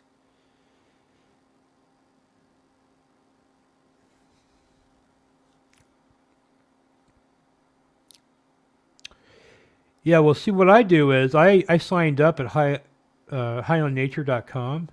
Now, those bags at the store, like this bag here would cost, it's $89.99 at every fucking store. And they sell them. They sell them like hotcakes. Every time I go in there, I'm in a line and there's somebody buying one in front of me. And I've actually had people in the store that don't work there come up to me and ask me if I've tried these, And like I said, they're made here in Texas. I don't know if they're distributed nationwide, but you can buy them through the mail. Now, their online price is $60, which is almost $30 cheaper than what they sell for in the store. You do get 10 pieces, but they are 500 milligram. I'm telling you, one piece will knock you on your fucking ass. You'll have a really good time. But what I do is I will take like a quarter piece or a half piece or something. Because I have anxiety. It just kind of mellows me out. Yeah, these are $89.99 in the stores. They're $60 online, but however, what I do is every so often they'll have buy one get one free, usually a couple times a month. So I'll take advantage there. So I'll buy two, and then basically that knocks it down to $30 per bag. So that's a really fucking good deal when they're going for $90 in the fucking stores and selling all fucking day long at that price. And I'll tell you the reason the reason they're so expensive is they fucking work. They're very high. I mean, you can just tell that they're high quality when you take it, man. And the way it makes you feel and all that, And then usually when they have the buy one, get one free deals, that's when I'll buy like 6 of them, right? Brings it down to $30 each, and I have enough for like the next 6 months or something, I don't take them that often. I don't take them every day, but like today, like I said, I've been really fucking pissed. And it's because I just have so much bullshit happening to me. And in the midst of all this bullshit, I'm trying to grow my YouTube channel. And I'll also say, I'm kind of excited because recently I've had like more and more people coming out of the woodwork trying to fuck with me, and they tell me I suck, and they make fun of how many subs I have and all this fucking shit. But back when I really didn't have any fucking stuff, like nobody was around to fucking. So I see all that trolling and stuff as like a sign of a positive growth for me. You know what I mean? So, but anyway, yeah, some people. They don't like. I think they're funny, but I haven't really had anybody like really super piss me off. But it's just like sometimes just everything gets together starts to fucking get to you.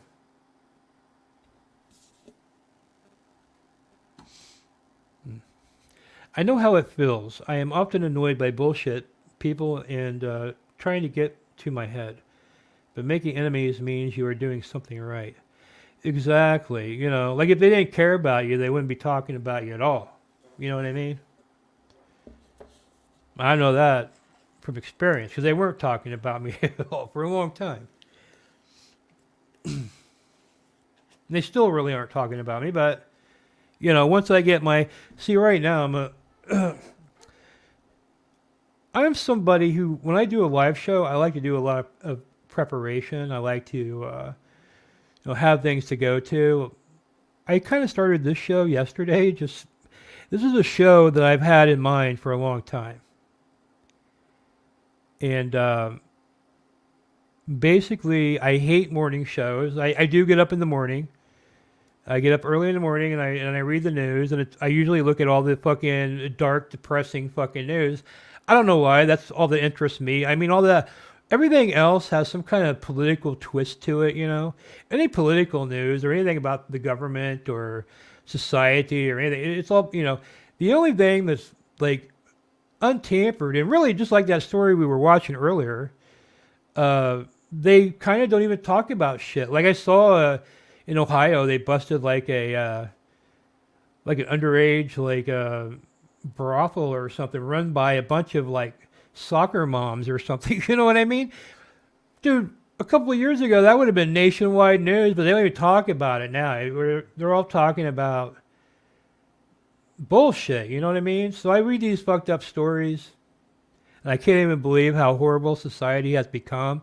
I mean, when you look at these stories, man, and it's just stuff that's never happened in history. It's just happening all the fucking time. I mean, more and more people are eating dead bodies, More and more people are just like, choosing to live in the fucking streets so they can party and have Netflix on their phone and shit and pay for the important things and stuff like that. It's a really fucked up, twisted world we're living in right now, man.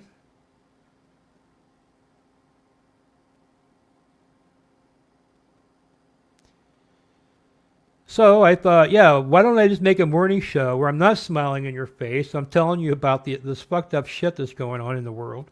And we talk about it. And, I personally have a lot of anger directed towards the people I think are responsible for steering our country into the ground. And it has nothing to do with political affiliation. It has nothing to do with your sexuality. It has nothing to do with a lot of things that, get pushed in our face. But it does have something to do with class, And classism is what is actually fucking up our world. It doesn't matter what you're in the class you're in, and it doesn't matter what color you are or who you're fucking or anything, man. So they got you looking away from that, and you're attacking people in your own class over, minor disagreements that are mostly about respect, I think,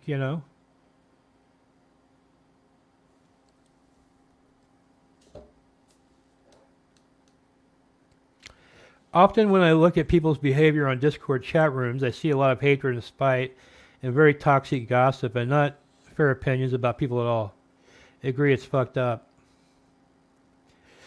Yeah, I went on a show one time a few years ago, and it was a fairly big show, and I might talk about it sometime. I might actually show clips. I feel like the asshole would copyright strike me, but and I wasn't doing anything. I had no following at all. My YouTube, that's when I started my YouTube, because I figured I might as well promote something. And eventually I might do something on YouTube. So if you look on YouTube, it's like 3 years ago I started this channel, but I never posted anything until January 1st or January 2nd, I think, when I started my 40-day fast on the 1st, and I did the first update the next day.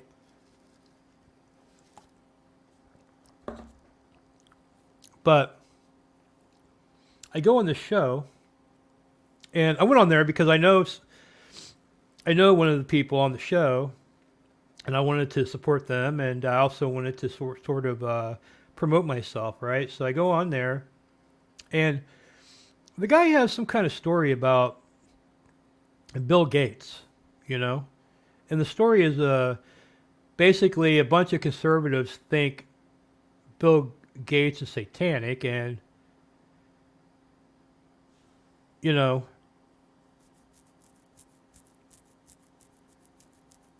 and all this shit, and they were using that as like, oh, look at poor Bill and Melinda Gates. They're being like, there's a mob online, you know, and they're causing them all this hell, saying they're Satanists and stuff.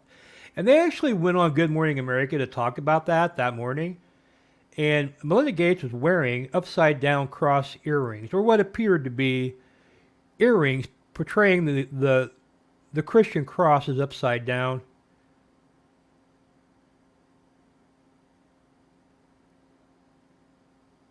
So, oh, Jorma, I think I know who you are. I'm sorry, I don't know you by this name. I think I know who you are. So anyway, I go on there and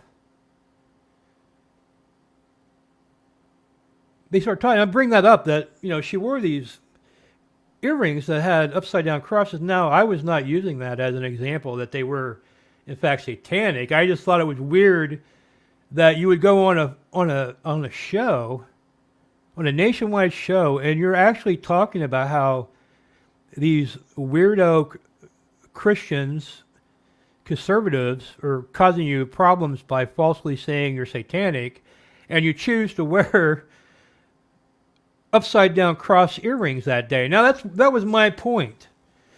To me, what I was saying is I felt like Bill and Melinda were doing some things and also saying some things that were kind of fanning the flames to get these people to be like, oh, they're really dumb people, you know, oh, look, she's wearing upside down, you know, like, so they're trying to like fan this flame so that they could come, to give them the reason to come on a show and act like they're victims, and we're all supposed to feel sorry for the billionaires, you know, because they often do that with these billionaires, and they pay for that. It's all PR.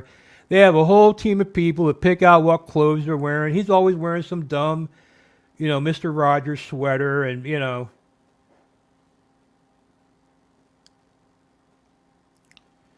So this guy on this show, he turns this into that I'm saying Bill and Melinda Gates are satanic, right? And then I bring up that brain chip that Musk is using, and also they have a patent, Bill Gates does, for some kind of shopping thing, right?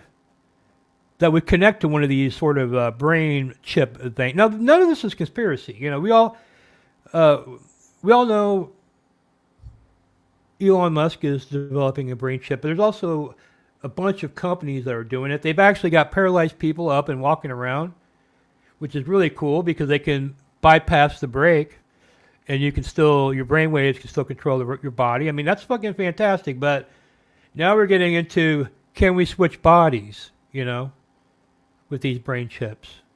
I think you can. Can you be steered remotely with these brain chips? I think you can. Can you have thoughts of others implanted into your own mind with these chips? I think you can. But that's the weird part that we're not really talking about as a society. But there is a hella lot of benefits from these brain chips as well. And if paralyzed people can walk again, I mean, I'm all for it. But anyway, I brought that up. But anyway, he twisted that I said there was a patent for, I forget what it was and anything. Anyway, he starts, so I do the fucking show. I get off, and by the way, I'm received greatly. I get a lot of positive comments from people. I saw the chat. There were positive comments in the chat. My YouTube channel that I just started for no reason, I mean, I got like 15 subscribers or something, which is not a lot, but for just going on a show for a few hours, you know, hey. But it wasn't like people hated my fucking ass. But the next morning I get up, this guy is in the comments basically saying I'm a white nationalist and he's exposing me and all this fucking shit. So that was Grady George right off the bat. I got this rather large show calling me a white nationalist and all this fucking shit. So I had no choice. I had to lay low for a while, you know.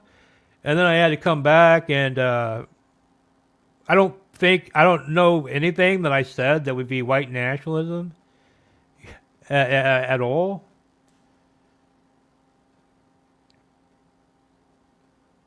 And in fact, I'm not. I mean,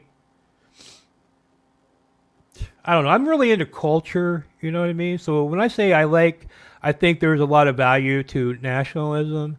I think it's for protecting the cultures. You know, like everyone wants to act like you're only concerned about your own culture, right? No, I enjoy. I'm somebody that goes to Chinatown. I used to live in Chinatown for a while, and I sought to live out there because I liked it. You know, I liked the culture there. You know, I don't want to see the erasing of societies of different cultures. I think it is part of what makes the world a great place. You know, I would like to see a world government that respects cultures and boundaries of the territories that are involved. You know,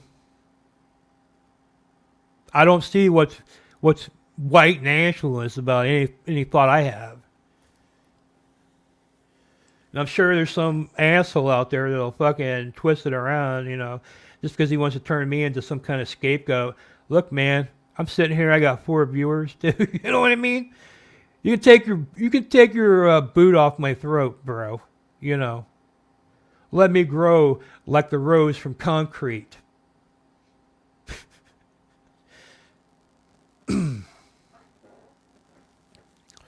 Hold on, let me get Jorma back up here.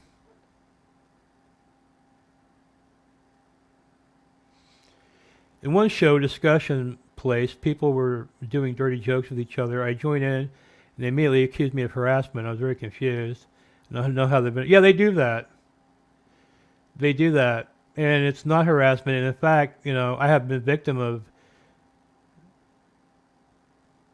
I mean, I'm just saying, I don't take that shit fucking lightly, dude. You know what I mean? People come in and they try to smear your name, you know, with. First of all, they say they say everybody's like some kind of predator, and they say everybody's like, but, dude, no, I don't want that shit. And first of all, just talking about that kind of shit, any kind of harassment or anything like that on YouTube could potentially get you striked, and I think that's why they do it a lot of times. Is they come in here and they just like make accusations, and if you don't see it and delete it, the people that fucking posted it under a different name report you for bullying and not taking care of bullying, and get your fucking channel nuked, man. It's a big dumbass fucking thing these people fucking do. And but I don't know. I've enjoyed, you know, doing what I'm doing. It's like that's the kind of stuff though that will happen to everybody that tries to get big. You know, that's why I was talking to another streamer privately, so I don't want to say who they are, but they were expressing to me how much it affects them, you know, how bad it makes them feel, what the audience is saying to them. And I told them, I was like, I don't care what they say about me, you know what I mean? But when they try to like attach something to you to try to ruin the progress of your growth, that's totally made up. I mean, that's something that's like beyond anything I would do. Like what I'm saying is I'm not saying I'm not some kind of troll, because I do enjoy trolling behavior sometimes. Like sometimes I'll go into a room and I'll just like, you know, start talking to people, and it wigs them out.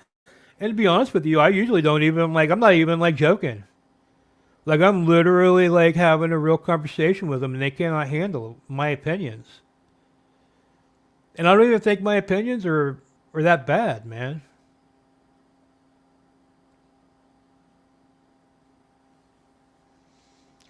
No, I definitely sense a sea change, you know. Even that guy on that show, he's not barking up that tree as brightly as he used to, but he seems to be some kind of I don't know. I saw this guy he hangs out with come on the show, and he was just basically like, "Well, I think that if anyone has an accusation against them, it's better just to cut them off, you know, because at worst, you just cut off somebody that wasn't anything, but you know, you could have been hanging out with somebody that had these accusations for real." And I'm just like, dude. Okay, well, I'm going to just say that about you, and then you guys can just cut each other off, you know what I mean? But it doesn't work that way, does it? You go around, you pick and choose, and it's usually like competition. I feel like, for me, like this dude, he only takes on like mentally incompetent people, really, and he hammers them incessantly. He wants me to go away because he knows. He fucking knows, and what does he know? He knows. He knows what I think he knows, and it just eats away at him because it's so fucking true. It's so fucking true.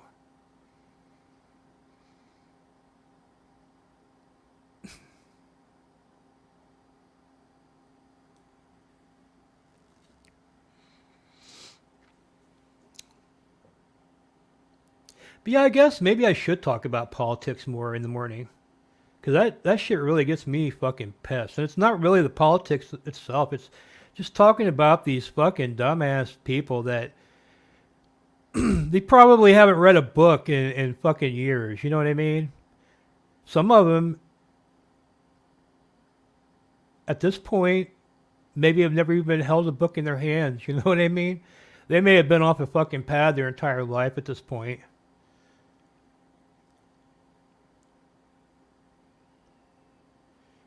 And they basically go through life living off of cliff notes because they got such a full active life. They gotta work and they gotta watch their Netflix and they gotta hang out and they gotta play their video games and they gotta, and they're real smart.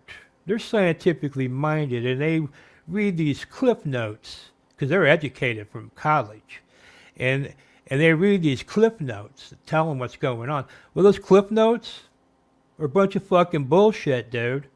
You gotta fucking get your head out your ass and do a little research on anything. So what these cliff notes do is they just kind of like, they just put out buzzwords and like thoughts, and then these people just mindlessly, like a horde, go out and do it. And I think when you look up those, when you look up those videos where like they show the local newscasters and they're all saying the exact same thing, that's exactly what I'm talking about. But there used to be laws in place that would prevent that. That's a monopoly. So basically, what we have here is we've got one company has bought a bunch of affiliates all over the United States. Now, I will agree, it makes sense. If they're happen to create a weekly, a daily news, why not just create one news and have these different crews all around the country do it, because you'll save money and it'll be much more streamlined and efficient. I understand it. But that's where it becomes, this company is picking the narrative that's being spread through every region of the fucking United States, And we used to have laws that would prevent that. So what we need to do is we need to have the reinstitution of these type of laws, especially for media. Because we're getting down to the point where there's only a few companies that own everything, and you're only getting their constant narrative that reflects their best interest. I'm not even saying it's shady people behind the scenes, but when you have like a company like Disney that owns so much, they have a lot of control with the narrative, because they own ABC, they own ESPN, they own all kinds of affiliates, so at some point, like, it's not that they're being shady, you know what I mean? It's not that, they have all this stuff, so why would they want anything going out that would make them look bad or make anything they do look bad? So obviously you're going to do that, but you shouldn't have the ability to be able to do that, you know what I mean? So as of right now, everybody's just doing what's legally, and I'm talking about in the media. And I'm talking, because you've got Sinclair, and you've got, I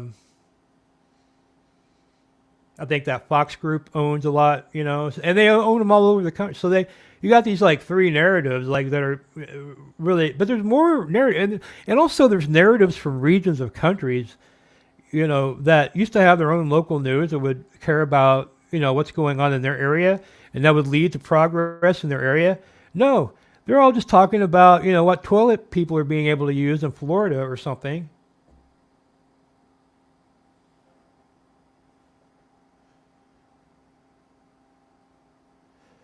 Oh, well, yeah. Last time I talked to you, I know you lost that girl that you were trying to turn into an OnlyFans model, I think. So I'm glad that you were able to rebound with such a high standard of 1010. Because I don't even think I've ever even seen a 1010 chick in real life.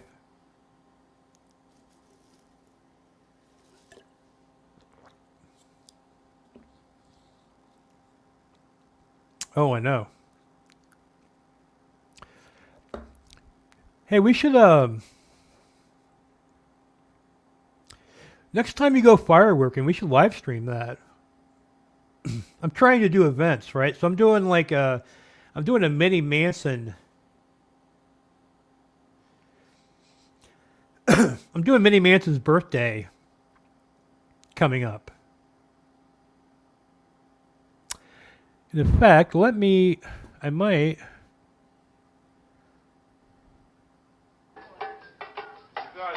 Fuck. Let me get this up here.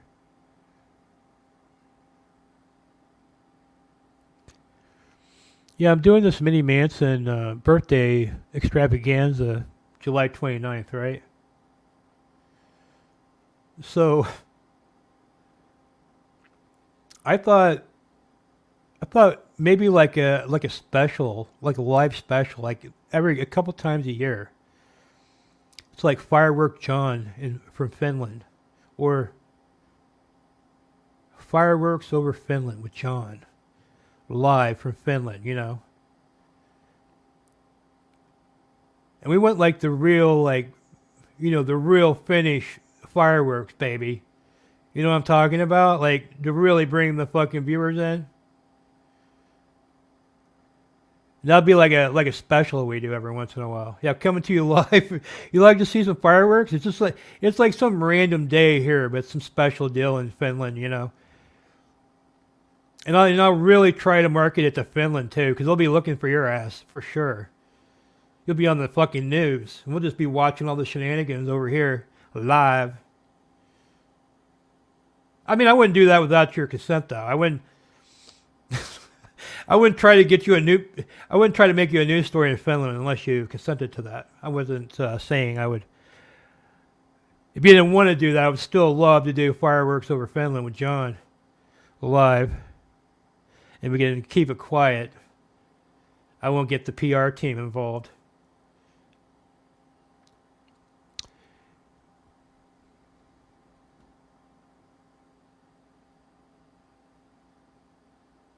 Happy birthday to you. Happy birthday to you. Woo! Minnie Manson birthday extravaganza. Live from Chicago. One night only. July 29th at 11 p.m. Eastern Standard Time. Join us for the magic. Join us for the passion as we celebrate the birth of an entertainer.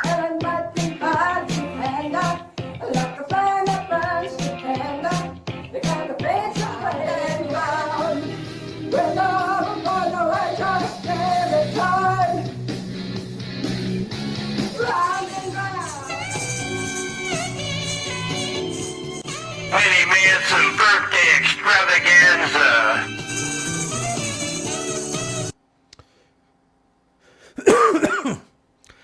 So yeah, that's Saturday night, and I think that's going to be wild. Now, we are going to have TTS, you know, and I don't know, man, because you know how many he gets worked up, and he has the diabetes and the high blood pressure, and he doesn't like to get worked up, and then I don't know. Like, I just feel like the TTS being involved might cause issues, you know. But hopefully everything will be fucking. Hopefully the TTS will be cool. You know, everybody will be like, you know. Yeah, I love Minnie Manson. First of all, You know, he's very, look, I think he used to be very trusting, you know, and some people took advantage of him right off the bat.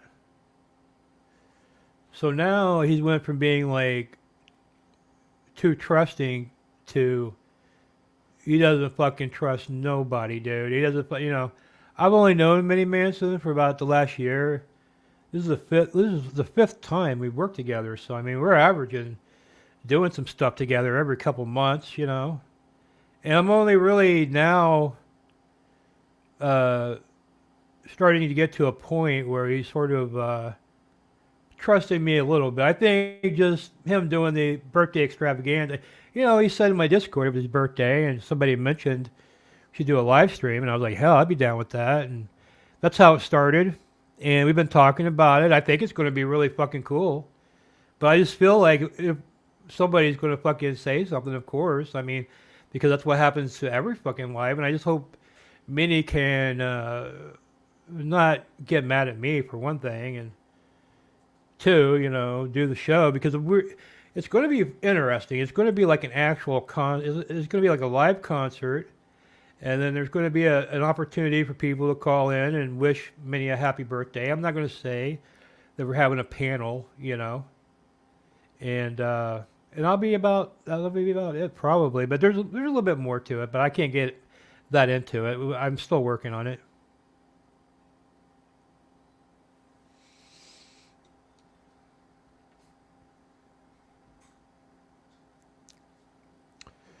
Well, I don't want to really comment on that, but I do feel like in the time I've known Minnie, I think he's had a lot of growth.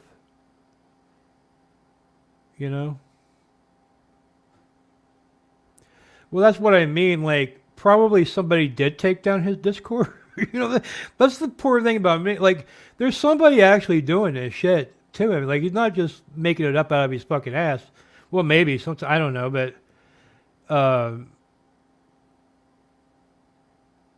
he doesn't know like who's fucking with him. So even if you have never done anything to him for him to suspect you, he still will, you know, like, and I think he's just trying to see how you respond, to see, you know, if he accepts that the way you respond to him, I think might help him weed out who's fucking with him.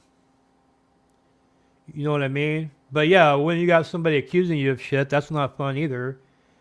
You know, I understand why some people feel that way, but to me, I have a lot of empathy for Minnie. You know, because I've done live streaming before in the past, and yeah, I don't really have any kind of feelings anymore because of that.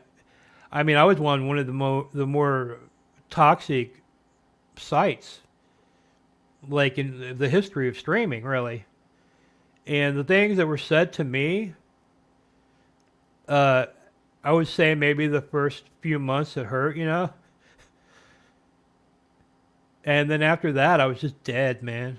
You know, I was just fucking dead. Emotion, and really, it carries over into your real life too.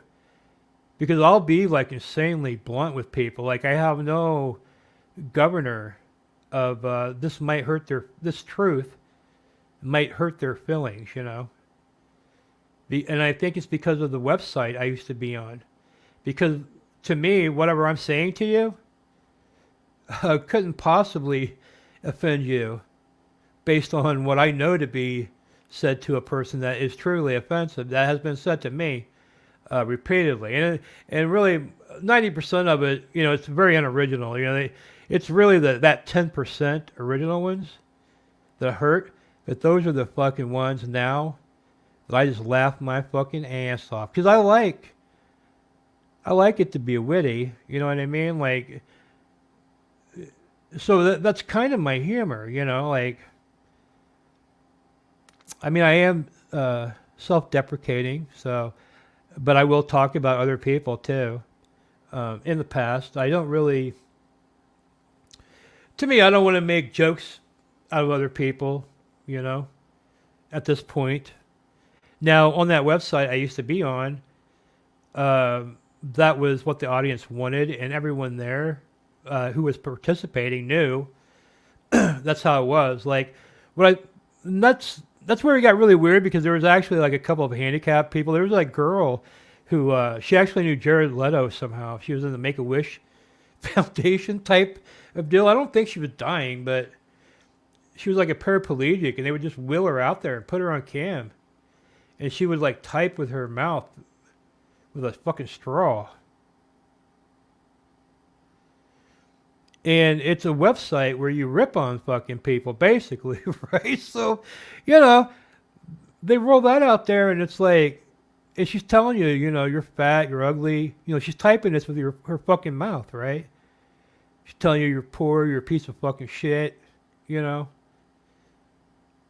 it's like, what do you say back to her? I mean, she's literally broadcasting herself on the show having her shit dug out of her ass because she doesn't have control of her bowels. And she has to have a nurse come in and literally stick their hand up her ass and pull the fucking shit out, and she would broadcast it on the fucking channel. What do you say to that person? Well, I was just trying to be friends with her, but there were a lot of people that would go in there and just like rip her apart, and she didn't give a fuck. And then you got people that there's hardly anything wrong with them at all, and you say something very mild to them, and it just crushes their fucking soul. So at the end of the day, it has very little to do about your physical being. It's all about your mental, right? So I learned a long time ago just to, mentally, just to separate the two, I don't really care what people I don't know's opinion is about me, because they don't really know me, I'm also very aware that anybody that's doing anything publicly, just like I was telling Minnie, yeah, you think you got it bad. Netflix literally produced a documentary calling Marilyn Manson a rapist. There's a rumor going around that he had his fucking rib taken out just so he could suck his own dick all day, and people actually believe that. So when he goes to the bank, he goes to the grocery store, anywhere, the bagger's like looking at him going, oh, that's the guy that had his own rib taken out so he could suck his own fucking dick, Then, I've seen multiple times on videos where his fans threw bottles, busting him in the head, leaving him needing stitches. Marilyn Manson. So, I mean, comparatively, the shit that Minnie Manson gets compared to the real Marilyn Manson is very tiny, and that's just one celebrity. You know what I mean? Every celebrity has that kind of shit attached to them. They have to walk around with these rumors that are not true, that people believe, and have literally be assaulted, sometimes stabbed and killed for just being public with their thoughts and feelings as an artist.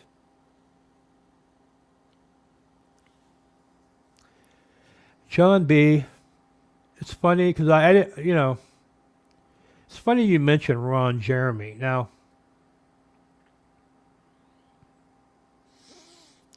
a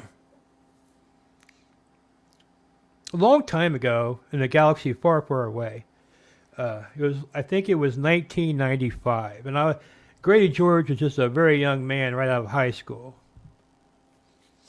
and he was going to college, and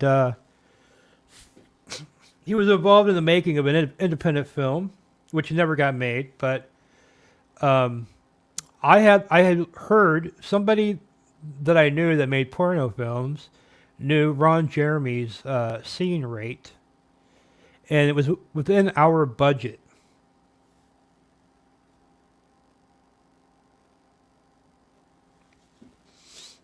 So I suggested there was a scene in the movie where this guy had a dad, and his dad was beating him with a belt. And he was like way too old to be getting beat with a belt, but his dad was still beating with the fucking belt.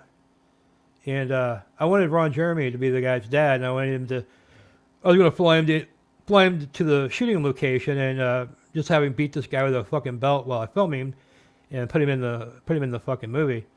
And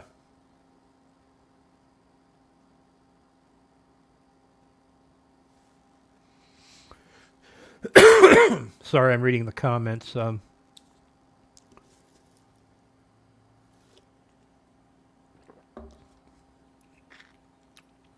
So, this guy,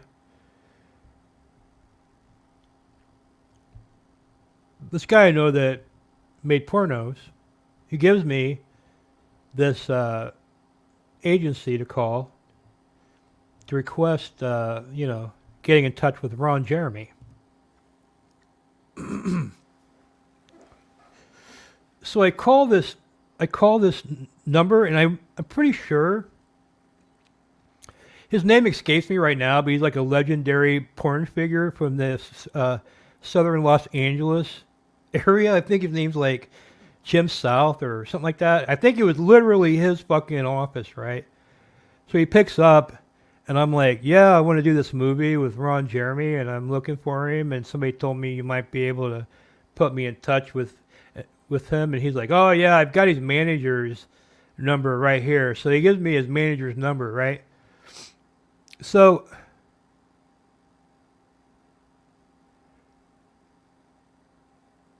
I I called the number, and Ron Jeremy himself picks up. The guy fucked up, and he gave me Ron Jeremy's personal phone number, right? So I start talking to Ron about this movie, but he couldn't fucking do it because he's in the SAG, because he would do regular films. So his porn work is not SAG, but if he was to do my movie, he would have to take the SAG rate and all this shit, which would push him like way out of my cost budget. So anyway, he just starts talking to me, and he finds out I'm from Indiana, and he fucking tells me he lives in Indiana. Like 3 months out of the year, I should come up and hang out with him sometime, right? Just like that. I'm like, yeah, that's cool. And he's like, hey, we have this big nude party up there every fucking year. You should come up there, fucking hang out with us and shit.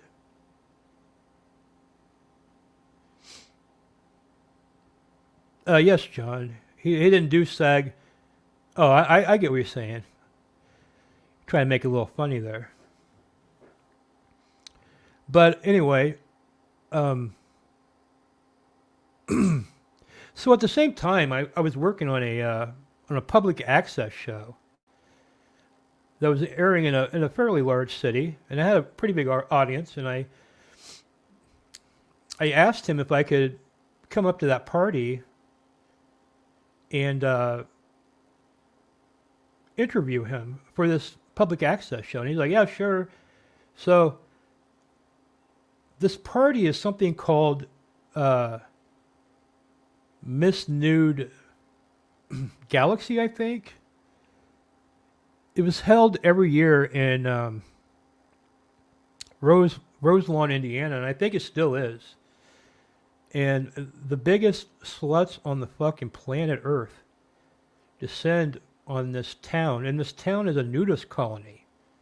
So when I went there, I went to a restaurant, and I saw an old lady that owned the restaurant. She was making pancakes, and she literally took her saggy tit and threw it over her fucking shoulder while she was making the fucking pancakes, man. So this is what was going on in this fucking town, man. And I pull up where they were having this pageant. It was like on some farmland. You had to drive way the fuck out there. And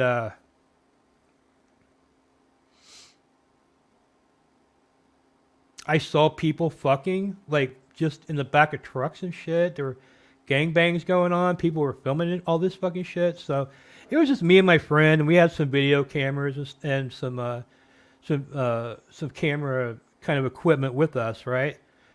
So I tell the people I'm on Ron Jeremy's guest list, so they bring me in, and they wave me in. So we go in there, we set up, and we realize that the access they gave us, I'm backstage with all the models, right? It's just me. It's like me and my friend, right? And some other dudes that look like they ain't playing no motherfucking games, right? And just internationally, the biggest fucking sluts on the planet. And I remember this chick, she had like Dude, she had like 60 fucking pussy fucking piercing fucking rings hanging off her fucking puss. I'd never seen anything like that at the time. I think maybe this chick had a fucking face tattoo. And it might have been the first time I saw, like, especially a chick with a face tattoo. Yeah, well, the pageant is not Nudes a Poppin'. It's like Miss Nude. Well, maybe it is. I don't know. I'll get into that in a minute, right? So, me and my friend are like we're just looking around for Ron Jeremy. Like, no one's back there. It's me and a bunch of sluts and my friend and these gangster-looking motherfuckers, right? And there's just one. He's like Italian, man. He's real short. And he's got like Daisy Dukes on. And he's a little built, and he's got like a tank top, and he's wearing a white sweatband around his fucking head. And he's pacing back and forth, and he's eyeballing me, and he's seeing me with the cameras and shit. And he's got this giant black guy who's like 7 feet tall, 350 pounds. He comes walking up to me, and he goes, "Hey, so with the fucking cameras, man, who the fuck are you?" And I'm like, well, I'm guest of Ron Jeremy. And he's like, well, what do you need cameras for? And I'm like, well, we're gonna interview him. As far as I know, he told me to meet him here, and this is where they brought me. And he's like, well, I guess you can hang out, but I'm paying a lot of money for exclusive footage back here, And my name is John Stagliano. If you don't know who that is, you need to look it up. But until then, best recognize I ain't nobody to fuck with. And I'm like, okay, cool. Now turns out this guy's name is John Buttman Stagliano. And he has exclusive rights to film this pageant every year. He puts them out as Nudes a Poppin'. Right?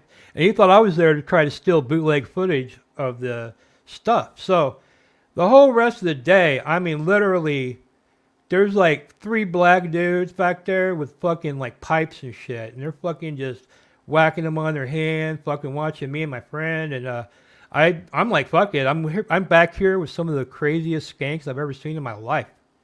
I'd never even been. I've been thrown into a life. And then guess who fucking pops in? The guy who recently had his cock cut off in the news, John Wayne Bobbitt. All of a sudden, John Wayne Bobbitt shows up, right? And John Stagliano's like, hey, John Bobbitt, hey! Like, John Bobbitt's cool, but I'm not, right? They're giving him some fucking beer, and they're like back there hanging out, and yeah, he has AIDS now, and it's a really fucked up story. Like,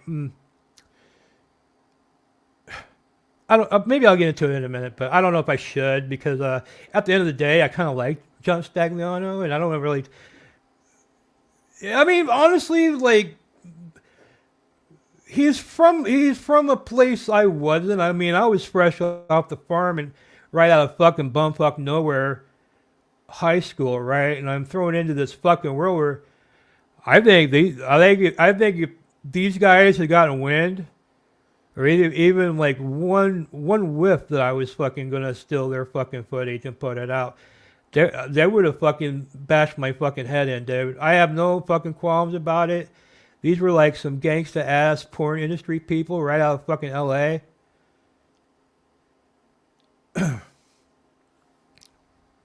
So anyway.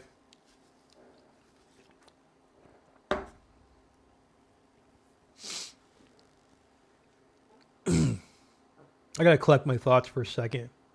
I'm going the long story on this one.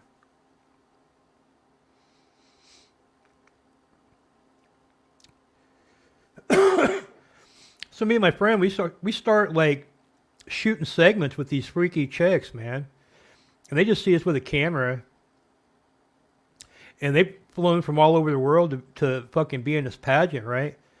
And they're just like flocking to us, man. you know. And every once in a while, John Stagliano would come up and go, "What are you doing, man?" I'm like, "Oh, I'm just. Is it okay if I interview these girls like I'm going to interview Ron Jeremy? I mean, I know it's here, but they're not naked, or I'm doing this for TV, you know." Hey, you know, okay, you know. He'd walk off, and then these black dudes would come. They'd stand there, like, listening, you know, just making sure that there ain't no fucking sex going down or nudity or anything like that, you know. Which, by the way, I was really fucking up their day, right? They didn't contend they would have to watch, like, babysit us all day. And they probably had the power, since they were shooting a movie there, to get us thrown out. And he never did, so that's why I think the guy at the end of the day is pretty fucking cool, because he could have, like, literally just had us thrown out of there. And so anyway, I got all this footage, and I even interviewed John Wayne Bobbitt, who was one of the dumbest people I've ever spoken to. And I mean, this guy is dumb, dude. I mean, fucking dumb. I guess when you get your dick cut off, that might happen. I don't know.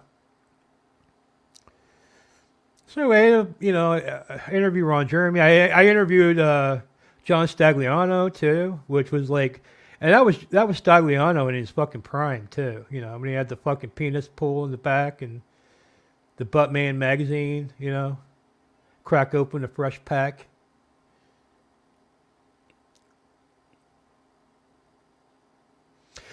John B., that is correct. However, and I did not get to meet Al Lewis. He was not backstage, and I don't know, but I don't know what happened to him. But yeah, John Wayne Bobbitt.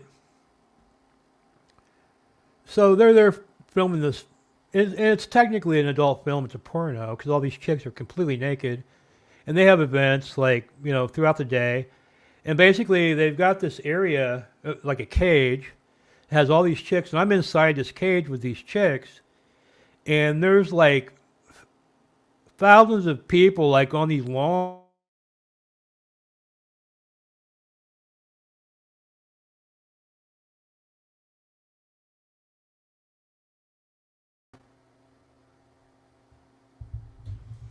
Ha ha! Surprise!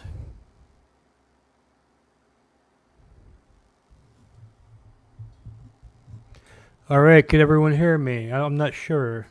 Is anyone still here? Yeah, my internet. That John's.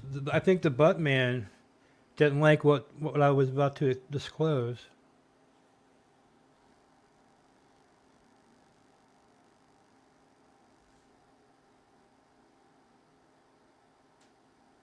Okay, cool. So yeah, basically I interviewed Ron Jeremy, and I had his number, and at the end of the day, you know, he invites me to come. He had like a pool, and there was like an RV type of trailer, like parked there, and it had a pelican.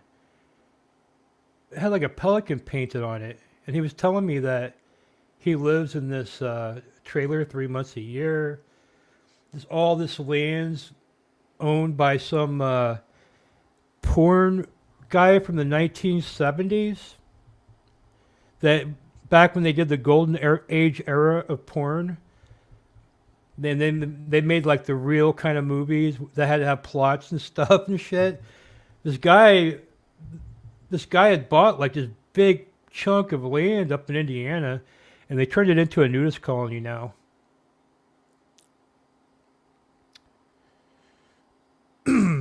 And I interviewed like John Stagliano, and he was cool as fuck, you know. And he was a very I thought he was a very funny character, because he had this dude. He was kind of scary, man, but he was little, you know. And he was fucking scary.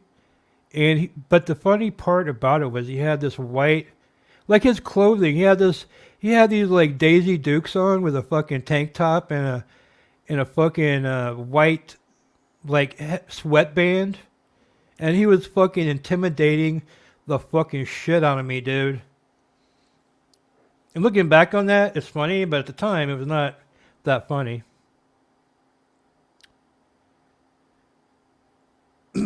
So anyway, that wasn't even what I was starting to talk about. Now we're getting into the actual story. Oh, by the way, I am in that porno quite a bit, and I ended up in a John Wayne Bobbitt documentary as B-roll. You know, I'm not going to say which one, I'm not going to, but it was a big one. And so I still, from that thing, I've still, today, it pops up sometimes, but the good part is I look totally different now, That was me back, you ever see the Welcome to the Jungle video?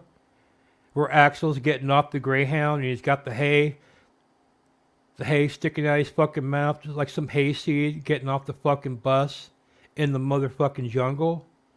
Where I had a similar experience when I came from Indiana to Houston. I have an experience where I got off the fucking, it wasn't a bus, I stepped out of my car with a piece of hay fucking sticking out of my mouth, and I got fucking wise real fucking quick. So, but yeah, back then, I was just some bumfuck dude. I didn't know what the fuck was going on. So, I guess maybe I'm not bumfuck now, but I still don't know what the fuck's going on.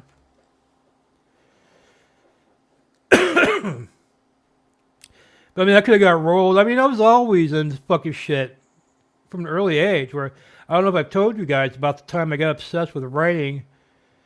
I got obsessed with train hobos from the 1920s. I was really interested in the hobo lifestyle, and I thought they were fucking cool. Like I was reading about because what they would do was the hobos would publish their life stories to like sell to people to read as they went town to town to get money. They were like I don't know how to explain it, but I became obsessed, and a lot of them were train hoppers. So I became obsessed with writing a train hopping memoir, and that's when I ended up getting connected with this fucking hardcore train hopping crowd.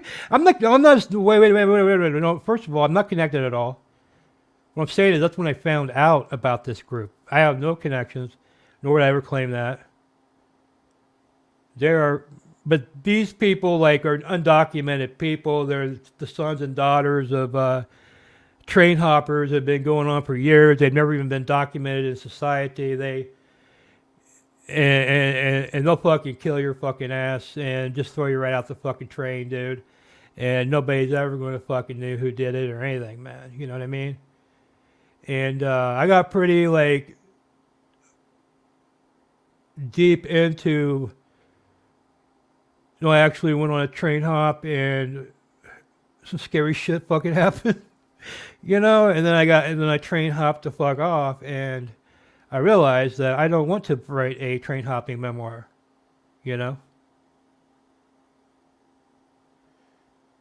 I've always gotten into some fucked up shit, but I'm always I've just been lucky, man. Somebody didn't just fucking kill my fucking ass, dude. I don't know. But nowadays, I'm way more slick about it. I've had some experience, But yeah, there is a vicious train hopping gang. There's documentaries about it too. If you're interested in it, it's very weird. It's very weird stories. So, but anyway, to get back to the fucking story. One night, me and my friends were drinking. It was like a year later. Oh, Ron Jeremy told me that, because I had told him I was thinking about moving out to California, and he told me that, and I had an interest in working in porn too. Not as an actor, but I wanted to direct pornography, and I wanted to do pornography that had stories and shit like that, to bring it back like that, Because I still do feel, and I think in 2023, even more so, I think there is a place for mainstream pornographic films, I think Deep Throat was not an anomaly, But I don't really think that way anymore. But as a young man, this is what I wanted to do. I wanted to start off, I wanted to make adult films, but I wanted to do them more artistically. I didn't want to do just gonzo style porn. I have no interest in the actual sex. I don't want to be And in fact, I probably, if I had my choice, I would probably have grotesque actors. You know what I mean? I would probably do a porn where the lady's like, 500 pounds, and the man is, 100 pounds. Or just some like weird anomaly type thing, not really meant to, get you off. That would be the type of shit I would do if I did do it. But I have no desire to do shit like that anymore.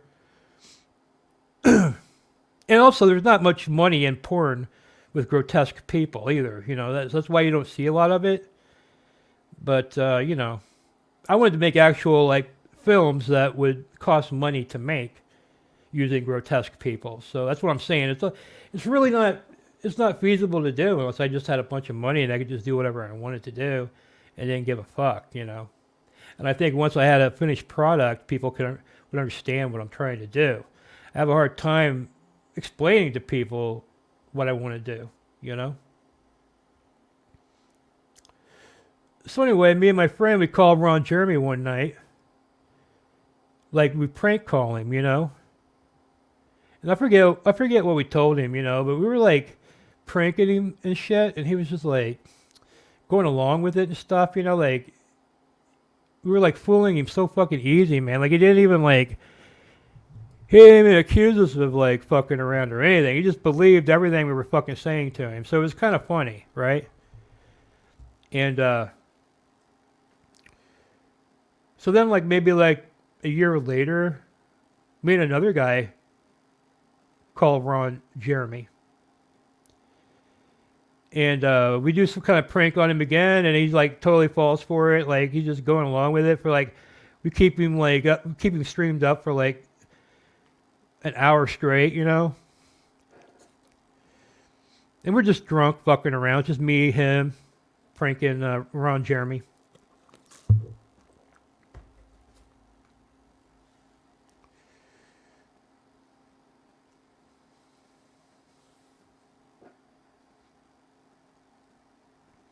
Yeah, I gave him the number. You're talking about that Jersey guy or whatever his name was? I forget. No, I gave him that number, and I gave him Joe Paterno's number too. And he called both of them, I think. But Ron, he couldn't get past Joe Paterno's wife.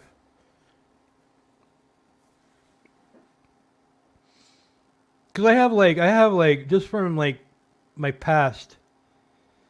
Over the years, I've collected like really fringe celebrity type people's phone number. Like I'm sure it doesn't work anymore. But like I used to have like Heidi Fleisch's personal number, like all kind just from like past projects I worked on in life. So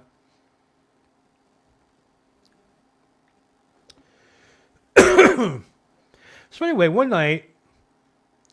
I start to have a drinking problem, and I start drinking by myself, like for the first time. And I'm a person that didn't really like drink much I was kind of straight edge, and I used to like I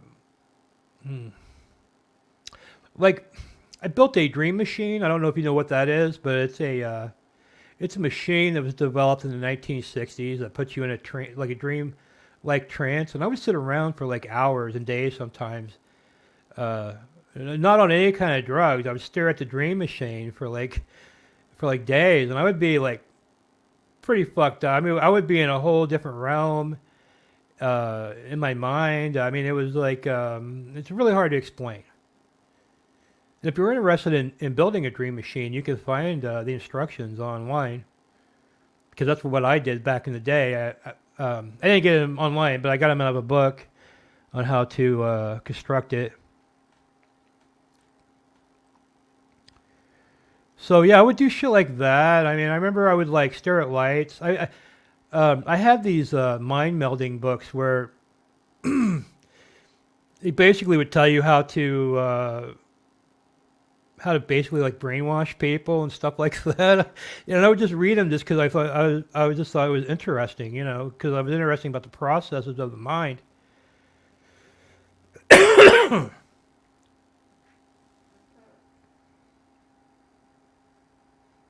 I don't know. I don't even know, what was I talking? Oh yeah.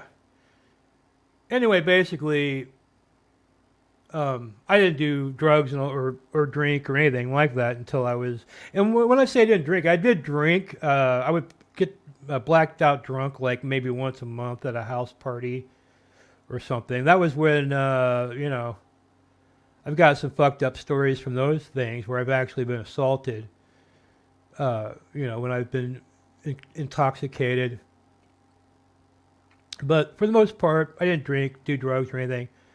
But at one point, I got out of college and I got a job, and I was just, I had all these stresses start to build up on me, And I started off, I would just go make a hot toddy with some Maui rum. And really, it was just a joke. I was just like, I'm going to have my hot toddy, Well, I had a hot toddy, like the whole fucking bottle, and I'm still barely feeling anything, right? I ate a fucking toddy. So then that's when I ended up, I was in the Young Republicans when I was in college, and I wasn't really in them. It was just like me and some other dudes. We would call ourselves the Young Republicans, pretty much, and we'd meet up every once in a while, and we would get dressed up in suits, and we would drink vodka and Fresca, and we'd talk about how classy. And really, it was not even like, I know it sounds really dorky, but it was supposed to be. We were kind of making fun of how people see that kind of stuff, but I don't know. It was a weird thing I would do. You know what I mean? So I started getting, the vodka and Fresca because I used to drink it with those guys, and I always had a good time hanging out with those dudes. And anyway, so I started drinking this vodka and Fresca, and really what it was, I had anxiety really bad. It kind of runs in my family. Everyone's got it, and it's just I'm very obsessive about every little bad thing that's happening in my life to where it causes me discomfort, and it also makes it hard. I get real snippy with people, and I get real short-tempered. And I'm not a violent person in any way, but I can pretty much, like, especially people in the real world, like, I can say some like really fucking mean ass shit to people when I'm when I'm under a lot of anxiety,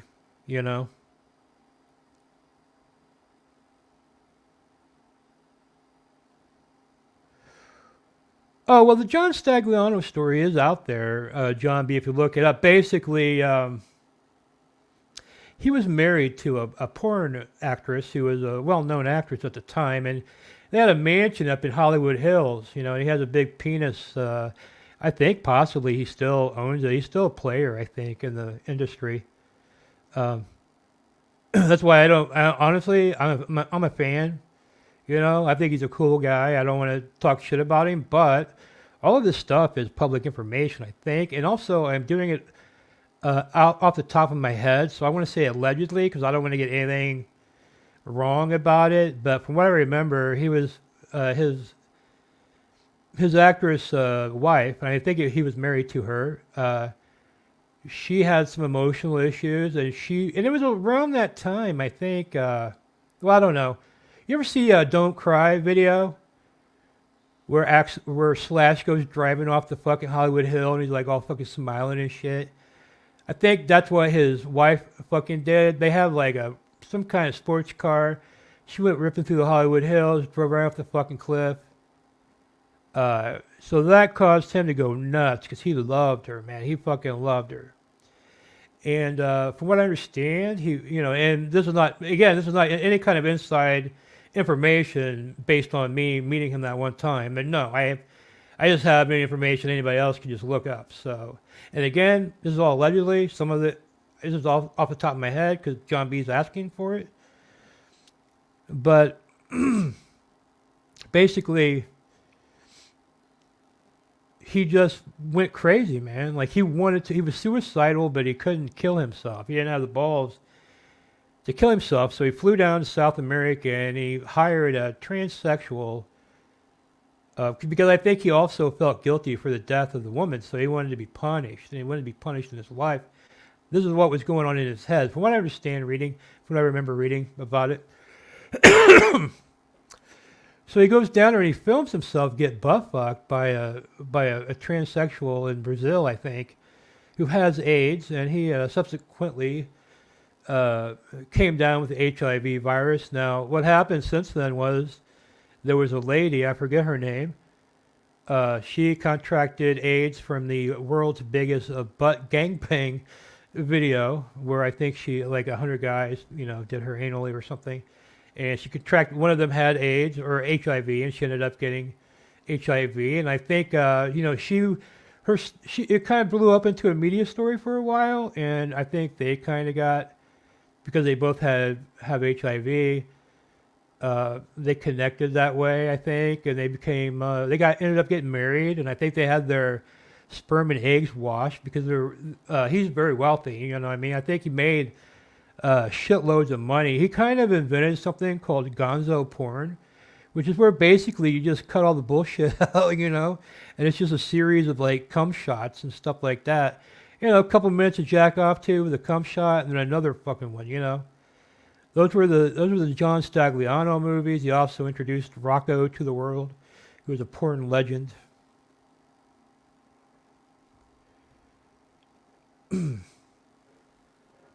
Well, he may very well be John B. But what I'm saying is I don't know him, so I don't want to say anything like that about the guy, because now I've met him and it seems like I'm talking about meeting him. No, he was he had every right to behave around me the way he behaved, And in fact, like I pointed out, I thought he was really cool. They let me hang out and stay the whole time, and ended up giving me an interview himself, which I wish I still had. I would gladly post it. I would love to post that old butt man, And he keeps bringing it up. He keeps making vague threats about how lucky I am. I'm not getting my ass beat, and all this fucking shit during the interview. While he's giving it to me.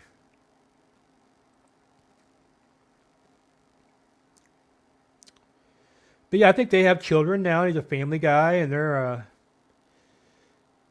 I think they're involved in a lot of charitable organizations and stuff like that. The last I heard, Now, one of my favorite porn celebrities is a guy named TT Boy. And he had a podcast like a year ago. And if you look up TT Boy's podcast on YouTube, you can watch it. He would bring these like old porn stars on that he had been paid to fuck in a movie, and he still had like some kind of connection to them,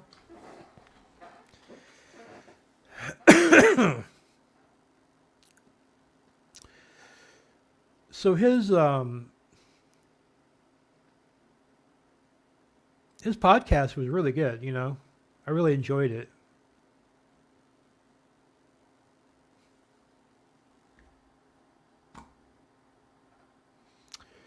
I do not know that person, but do you guys know a guy named Randy Spears? Now, I guarantee you probably would know Randy Spears if you saw him. He's a guy that's been in so many porno movies of the 80s and 90s. Now, some of you younger people may not know him, but he's of that era where not everybody was doing porn, you know what I mean? There was just a few, relatively speaking, there was only a few porn people doing porn back in the day. You'd have all this shit on the internet where everybody's got somebody in their family showing their ass online for money.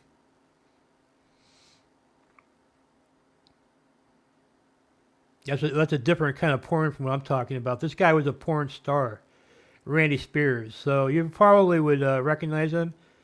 So anyway, I'm reading the news one day and I see Randy Spears works at the HEB that I shop at, that I go to every day, right? And I'm like, what the fuck? And he works in the fucking seafood department. And there's a picture of him French kissing a fucking fish in the fucking store. And I've bought fish out of that fucking out of that place before. So the fact that this porn star named Randy Spears is in the fucking seafood mart, French kissing a fucking fish that possibly ended up on my dinner plate, it was very disturbing, man. And it was also crazy that this Randy Spears guy works at the fucking, because I immediately recognized him, you know, and I recognized the name even though I don't even watch that much porn, you know.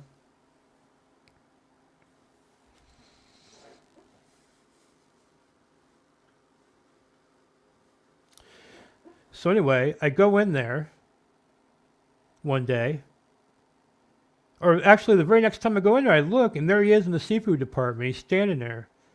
And I'm like, oh shit, that's fucking Randy Spears working in the fucking seafood department. And, you know, I'm like, whatever. So every time I go over there, I see Randy Spears. And I'm like, stare at him a little bit, right? So then one day I'm in there, and he moved into the pizza section. They have like a pizza place where you can go up and buy a slice or a whole pie, and they make it for you while you shop or whatever. He got promoted from seafood over to the fucking pizza and beer place. Which, if you look up on him, he does have a substance abuse problem, so I don't know if having him work around the beer was a good idea. Allegedly. I mean, well, I think he says he used to. You know, I'm not saying he does now. He works at this Ymttd, which is a grocery store. So every time I would go in there, I would see him, right? And then one day, I walk in, I see him at the pizza fucking place, and he looks at me like just dead-eye, dude. You know? Like, and he looks at me like, what the fuck are you looking at? You know? And I was like, oh shit. So I look away. I do one of those things where I look away, and I'm like, and then I kind of like look back, and he's just like, block. You know? He's still watching my fucking ass, dude. So I go all the way down, all the way through the corner, man, and I kind of look, and he's still fucking looking at my fucking ass, dude. So I'm just like, whatever. So, you know, I get my shit, go. I go in there like 2 days later. I look over because I feel like somebody's looking at me. And it's him, Randy Spears. He's just fucking like just deadlocked, dude. And he's not looking very like inviting. He's just like, the fuck you looking at, you know? Well, I looked him up. He's some kind of Christian now. And he's part of some kind of church. That's why he's here, I think. They brought him here, and I think he's testifying. But he did have a YouTube for a while, and he was posting some questionable shit outside of the actual store he was working at. He's already been in international news making out with a fish in their fucking seafood mart. I felt like he must have been like, when I saw that story, I was like, he must be like, oh, fuck this job. I'm leaving anyway, so I'm going to do a fucking story. I'm going to French kiss this fish. No. And you can look it up. Just look up Randy Spears working at grocery store or something like that. It's like Daily Mail London. It's like a sold story where he's like giving them an interview and the whole fucking nine about working there. Yeah, you didn't see that in the local papers around here. That's why I love the Daily Mail. You can say whatever you want to say about them, but they will have news in your local area that they are not reporting that is very much true.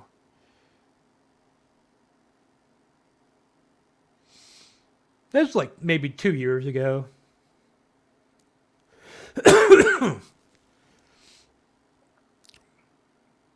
So anyway, I wanted to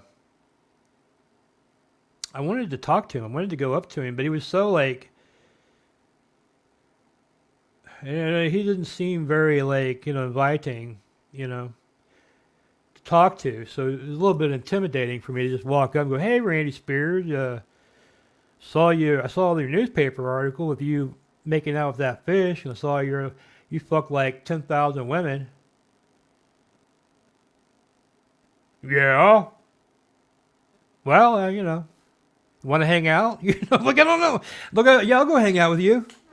Yeah, basically, I want to hang out with this Randy Spears, man. I want to fucking pick his brain about what's been going on. But that's a whole different story, okay? We have online quests, and then we have the real life quests. You know. But yeah, basically, one night when I had been drinking by myself, I was just sitting there watching TV, drinking, and I was just fucked up, you know. And I call up Ron Jeremy, and Ron picks up, and I tell him who I am, and he acts like he remembers me, but I don't know. I honestly, I doubt he remembered me, but he acted like he did, you know. And we just started shooting the shit, dude, about. I mean, I think that night we talked about a lot of Art Bell type shit, you know. And I mean, for hours, dude. I talked to him for like hours. And so then, like, I don't know. I started calling Ron Jeremy maybe like once a year, maybe, you know. And that went on for like 20 years. And I've had some, like, it's always a very long conversation. I got into it with him about, you know, Ron Jeremy directed like a shitload of pornos. You know, he's a director, and he has an artistic flair, and he has a style, and he has all this shit. And you know, I got to pick his brain very thoroughly about all that shit. He was very accommodating. He was always fucking nice and polite and cool with me, and he never fucking ever. We never talked about sex, man.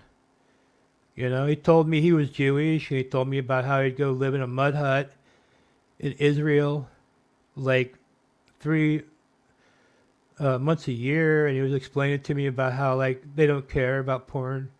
Like, him being a porn star, like, isn't going to affect him in the afterlife at all. And, you know, he would live in this mud hut in Israel. He would live like 3 months out of the year at the Ponderosa Sun Club.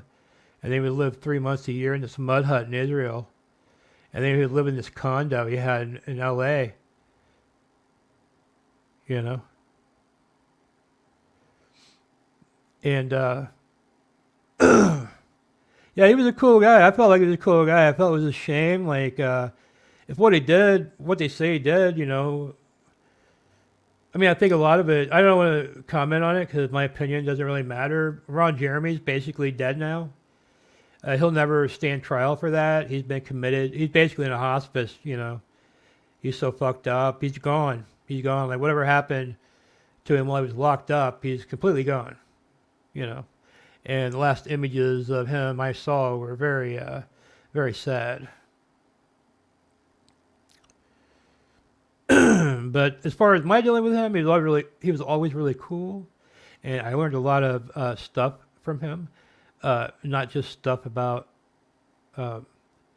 porn, but he would tell me about show business in general. You know, he would tell me how it worked, and you know, he'd tell me about the people that had to do casting couches and who did and didn't, and he would fucking tell me shit, man. You know what I mean? It was highly fucking interesting conversations for me. And I wish at that time I'd just been recording all that shit. I could just like put them up as podcasts or something, because that's basically what it was.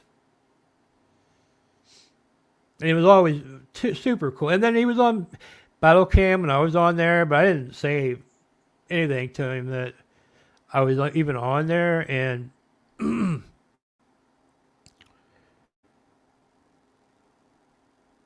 but I did give that guy his number to call and prank him that one day. So that's how that happened.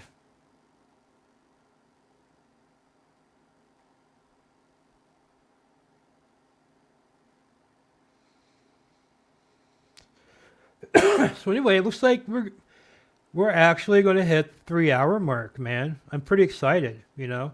I mean, the viewers we've had today have been great. Please keep coming back. I'd like to get those viewer numbers up. What I was trying to say earlier is I want to get more organized.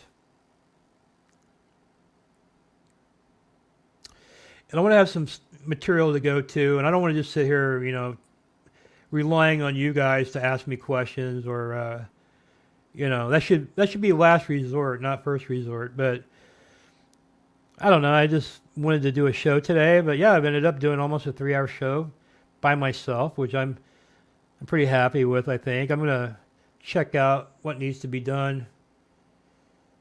Cause I'll probably go watch this and I'll try to figure out what needs to be done to make it better.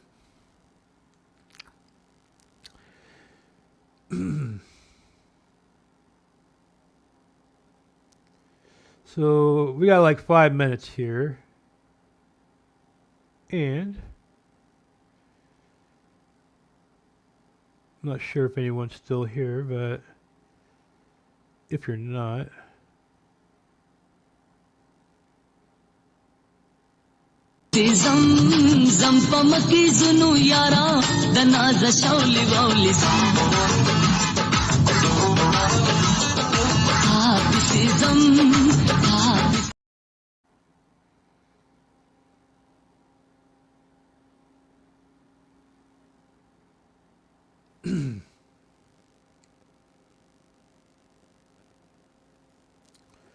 no, I don't.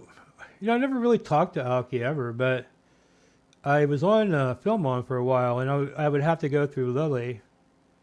I would communicate.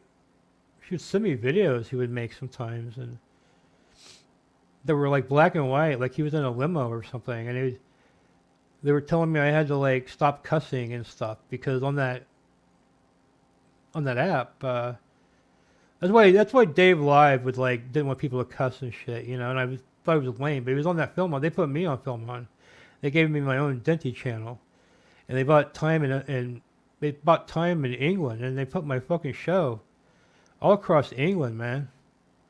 And they put me on some paid TV shows, and they put me on. You remember that guy, The Situation, from that MTV Italian show?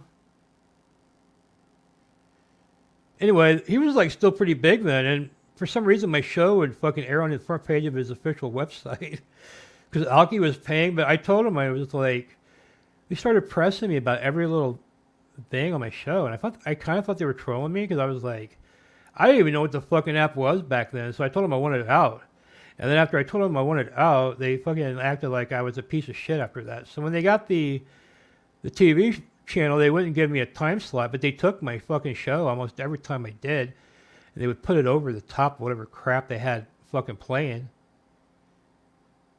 which is okay with me. I don't care, but if they'd given me a time slot, I think I would have been able to do better.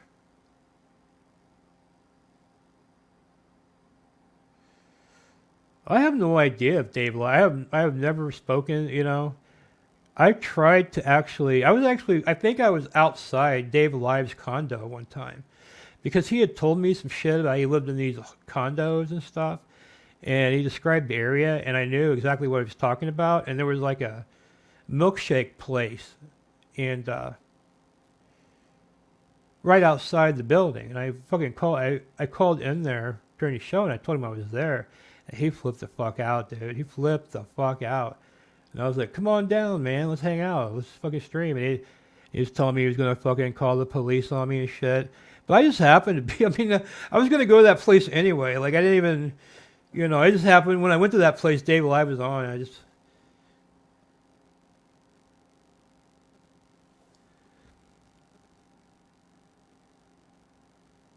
Yeah. Well. And then what happened was when they started the TV channel, Alki told me that, he wasn't going to put me on the fucking TV. So, and I had that show that I did, and Joe was the co-host too. Joe later became the face of Battlecam on the Battlecam TV. So initially we weren't going on the show, and it was I forget what country it was, but it was. I want to say it was a Taiwanese, I believe, television station, and I had told Joe about this custom they do, which is very. I can't even say what they do on YouTube. It's so considered grotesque in our culture. What they do to young babies to make them be quiet, And I was talking, and I was saying that when we go up, all these Thai viewers are going to be fucking. I was telling Joe that all these Thai viewers are going to be watching it. And they're not going to know what the fuck's going on. So we're talking about all that fucking shit over on my channel. We don't even think we're on the air. But they had taken my show and put it on the fucking air.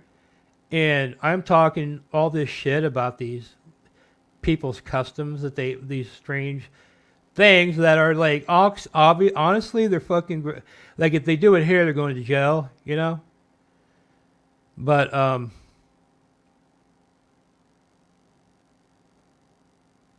anyway. What was I talking about? Anyway, we were talking about that, and these people flipped out because he had the staff from the previous station still working there.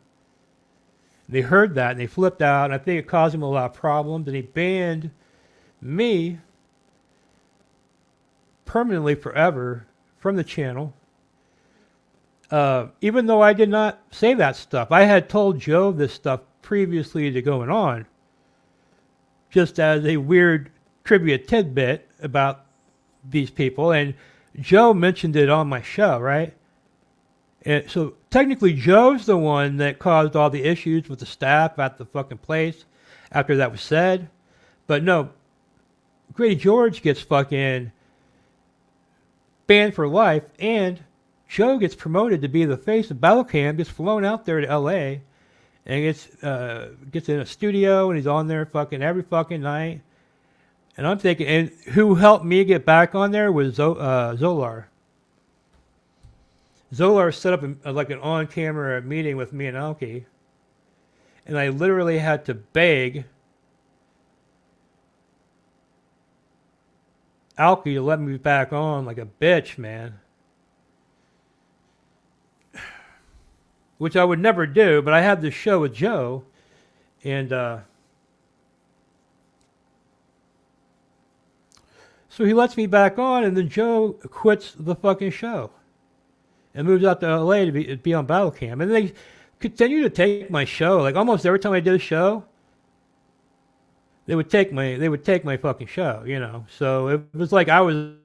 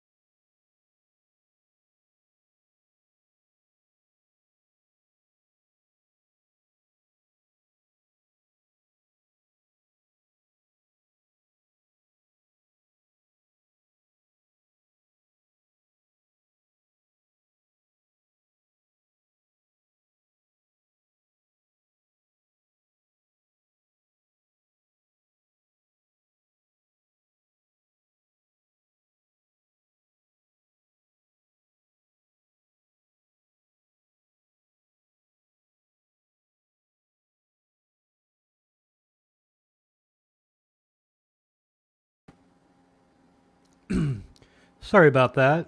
Having internet issues today. Hopefully, you guys can hear me.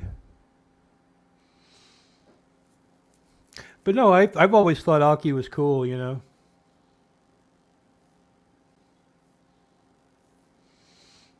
And I think I love the video of him and Gloria Allred, you know, because I don't like her myself, you know. So it makes that even much better. Like I would have loved that video no matter who it was, but I like it a little even more because it's Alki, man. He's like, "Have a nice trip, bitch." That's the best part. Have you seen that, John B? Those videos of him flipping out on the thing, you know. The thing about Alki is, I think a lot of people, obviously, they hang around him because they think they're going to get some kind of money or out of him. So, yeah, he ends up not giving people money, but at the end of the day, it's just like anybody else you're collaborating with. Why should Alki?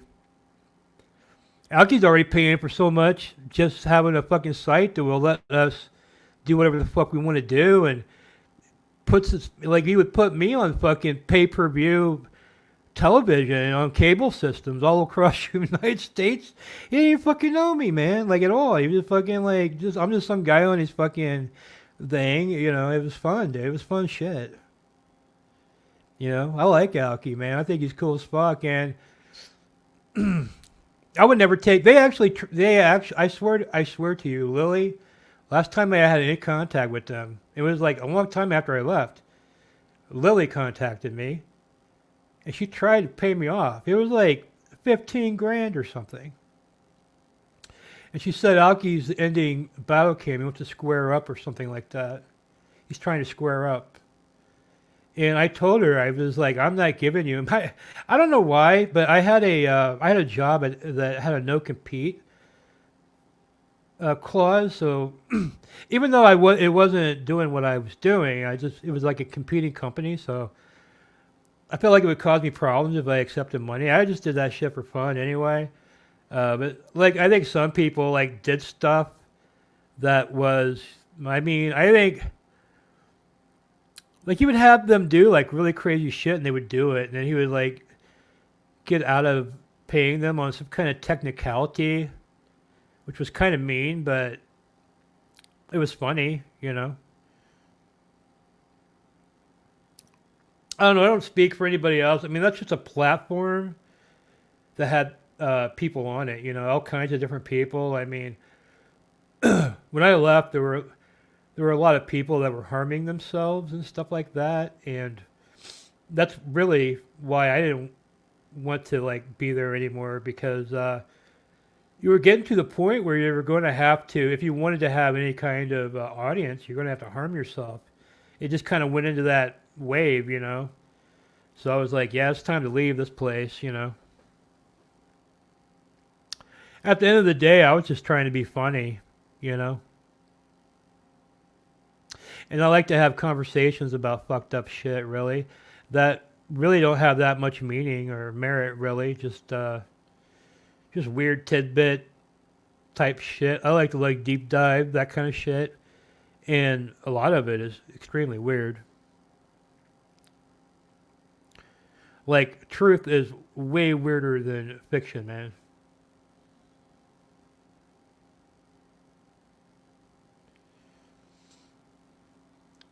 Even some stuff I've had happen to me, if I wrote it, no one would believe it, you know?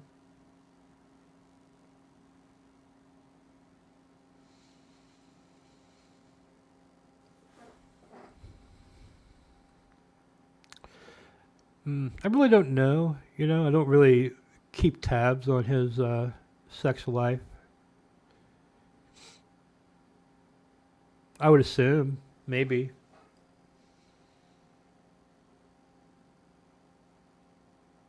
But I would have no knowledge that that actually occurred.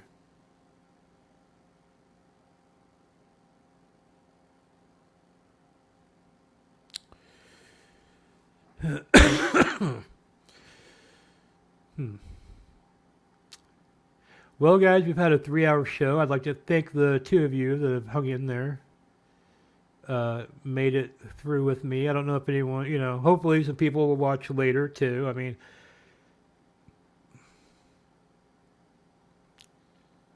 Again, I apologize for, being semi-boring and not as mean in the morning as I had promised.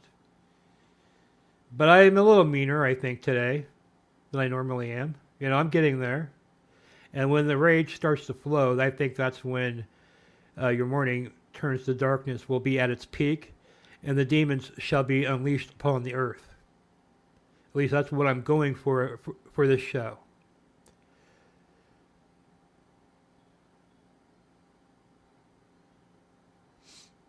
So until next time, I want to thank you guys for watching. Bye-bye.